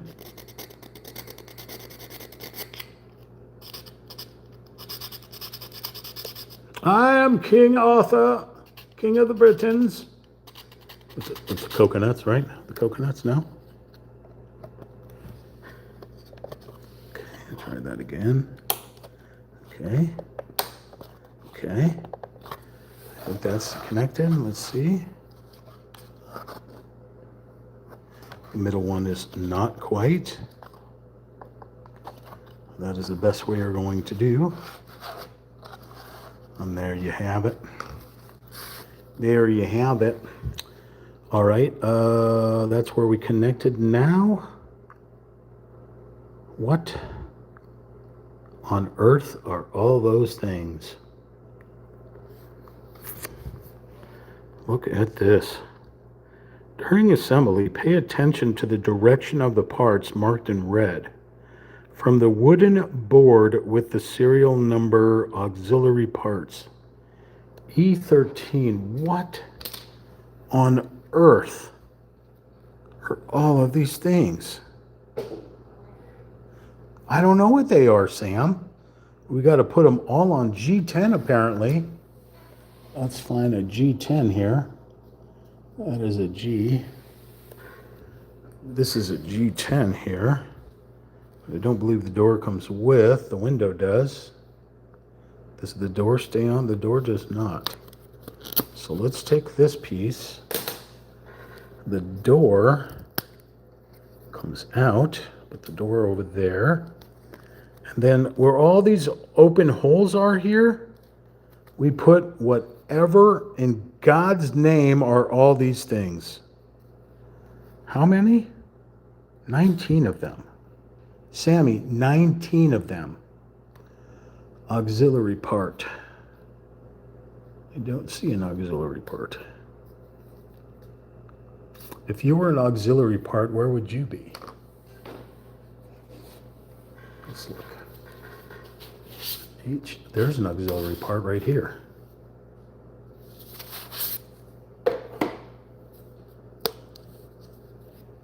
All right, so we're going to take this and pop out all these critters here. So we need 19 of them. Okay, well, I don't know how to count, so I'm just going to start. 1, 2, 3, 4, 5, 6, 7, 8, 9, 10, 11, 12, 13, 14, 15, 16, 17, 18, and 19. Okay. The fact that there's more of them frightens me. Frightens me. All right. So the red part goes into the holes here. We're going to be here for a little while, everybody, so just kind of bear with me. Plus, these things have weird angles on them. So, looks like they face inward, I guess.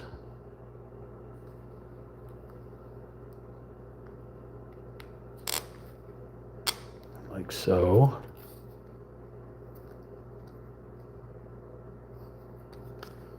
Okay, we got a lot of these we got to do. I'm gonna take my cat down the old town road and gonna, you can fill in the blanks there.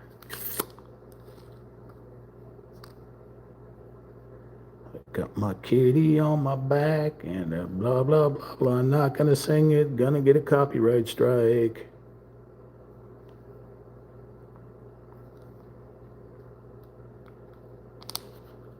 Okay. I think these will start getting easier the more we do. Is my hope. This one doesn't work at all, so we're not putting that one in there.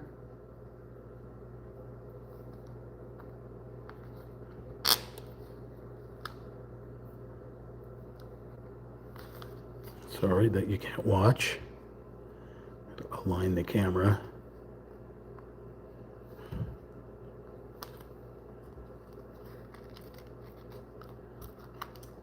Oh, I'm trying to fly away here. Wouldn't it suck if I was putting these in the wrong way?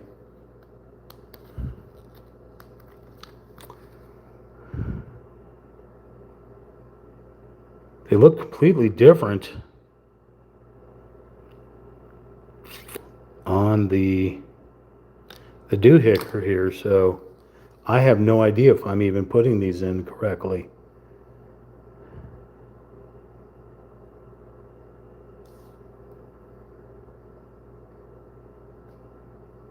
This is really confusing.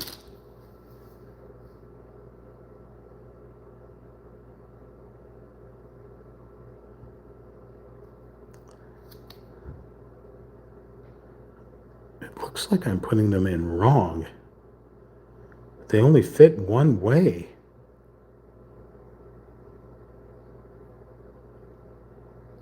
What in the hell is this? Let's go to the next page. Let me try to figure this out.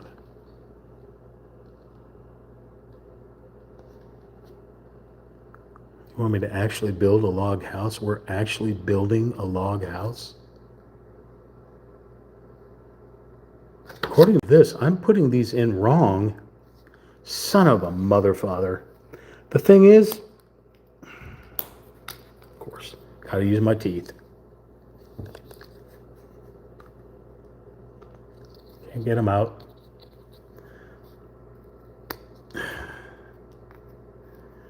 It shows it that the arrow goes this way.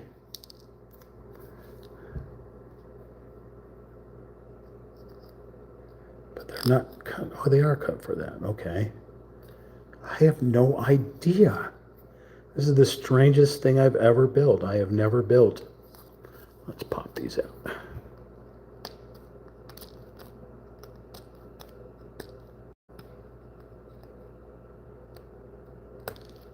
Come back here.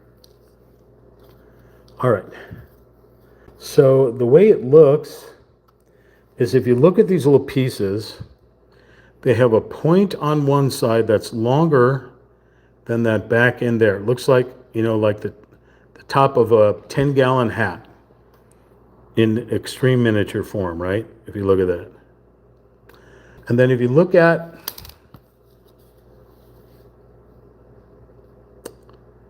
this, it looks like the point is going towards the top and the little part is going towards the bottom, right?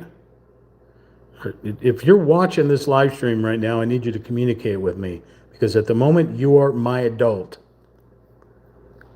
Before I F this all up, I need you all to respond, RESPOND, because I don't know if I'm putting this in here correctly.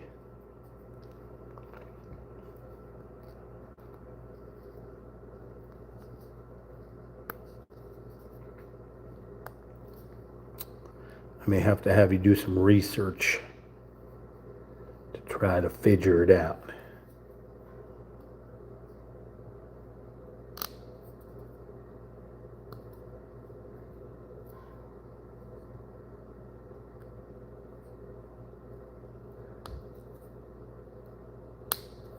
I have never done this before on any of the model kits I built, and I have built tons, billions, a gazillion of them.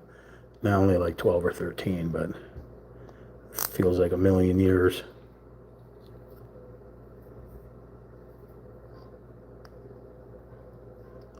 This one refuses to go in.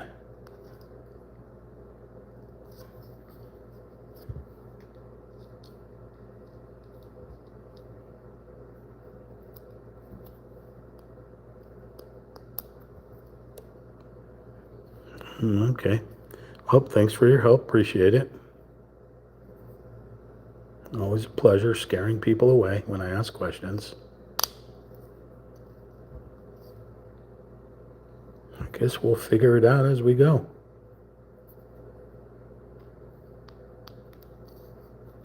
Oh!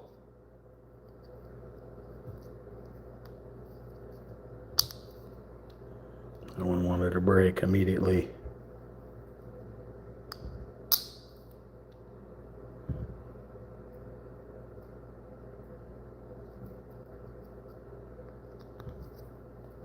Some of these refuse to go in.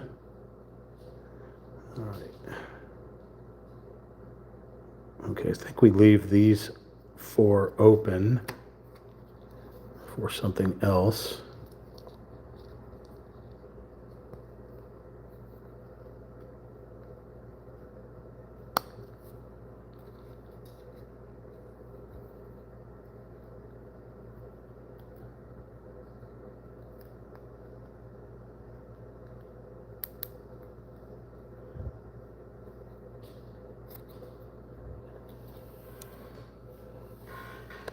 Sam?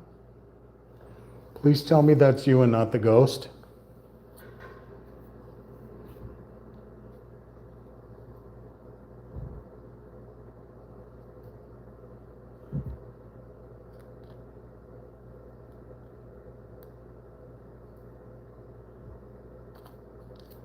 That one doesn't want to go.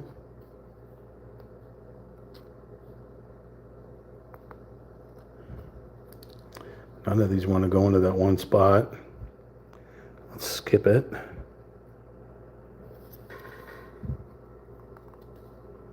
Wow, now I'm having some very difficult time here.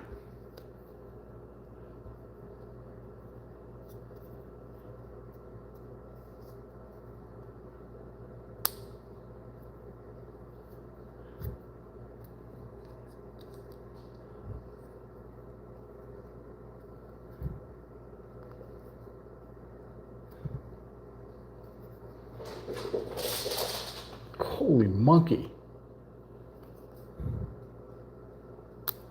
Scared the poop out of me, Sam. Thank you.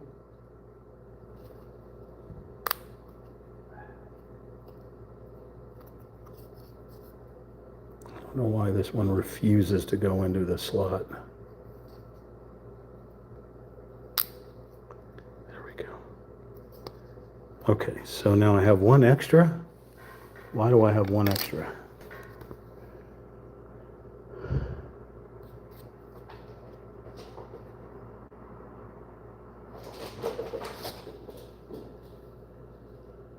What the heck is he chasing? Looks like it goes in the middle slot here.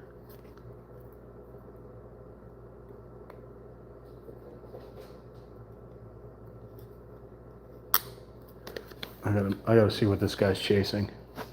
It sounds like there's a lizard in here or a mouse.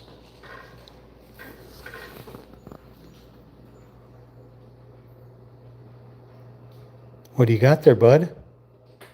Is it a lizard? What are you chasing? Is it a mouse? Lizard? Is it a chimpanzee? A gorilla? A rhinoceros? What are you chasing? There you go. And there's the answer. Okay, so I guess we completed this.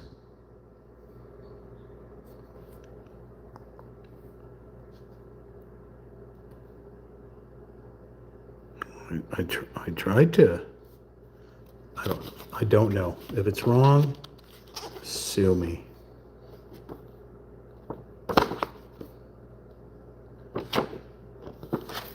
On to page 14 here. Okay, how many thousands of times do I got to do this thing here? So G23 and G24 4 times. Okay, they go into the open slot here. Oh, don't tell me I just did this all on the wrong freaking side. No.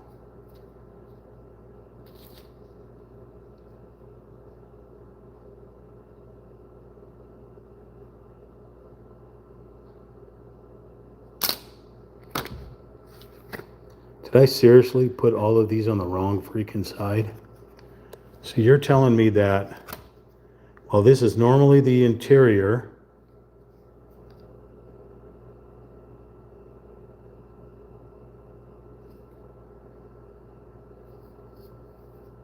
No, this is the correct way, because look at the way, look where the window is. The window's here. If it was this way, the window would be on, it's not, so it has to be this way, because that's where the window is, right? Right? According to this, the window faces this direction, but it's totally blank on that side, even though it shows it as being brown. It's not brown. It's totally blank. I don't get it. I don't get it. Weird. All right, so we need G23 times 4. G23 times 4. You didn't hear that. Here's G23 times 4. We're running out of time.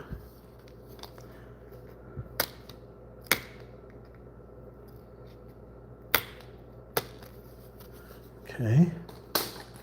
So these guys need to go up into the square parts here.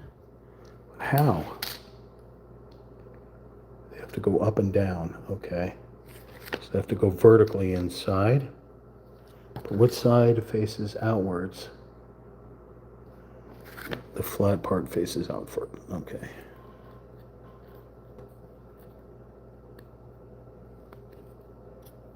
Oh my Lord. Oh my Lord. Are you gonna make me file all of these down?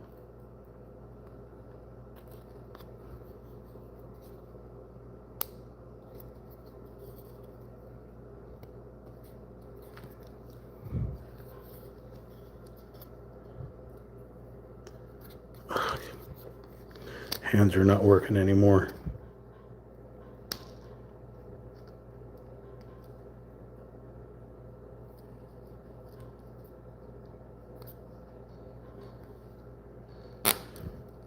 That's what I want to hear.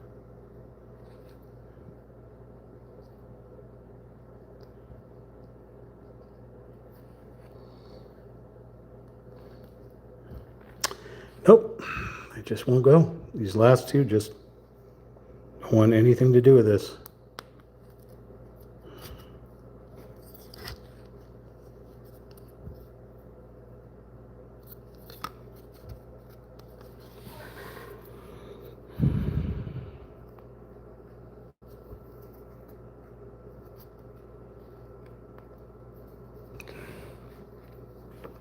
Got to chimp handle it to make it work.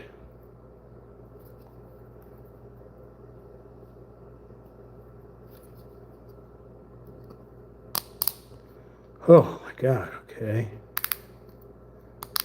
Push these things down.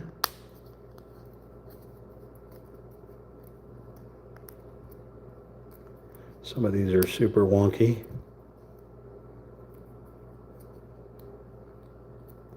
Okay. Whew. All right, so now G15,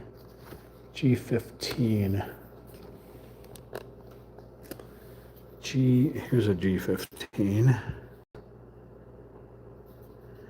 Let's just try this and see if it works. Only got 1 minute. So this one goes this direction. Just like that. Just like that. All right, well, we'll pick this up tomorrow. My name is Ricky, live streaming on YouTube with our channel Real Talk Chimp. That's RealTalkChimp. We are working on this Benlarky wooden DIY miniature house Western Saloon based in 1880. Model number XF25042. All the tools and links and description are in the description of this live stream. So if you're watching it back live or you're watching it back archived, thank you for joining. Remember to like, share, comment, subscribe. Help us get to 4,000 subscribers. We only need like 25 more subs to get to 4,000 subscribers and then beyond. That would be greatly appreciated. I'll be coming back at you with the rest of this and more paintings like this. Thanks for joining. Y'all have a good time. Peace and chicken grease, everyone. Good night.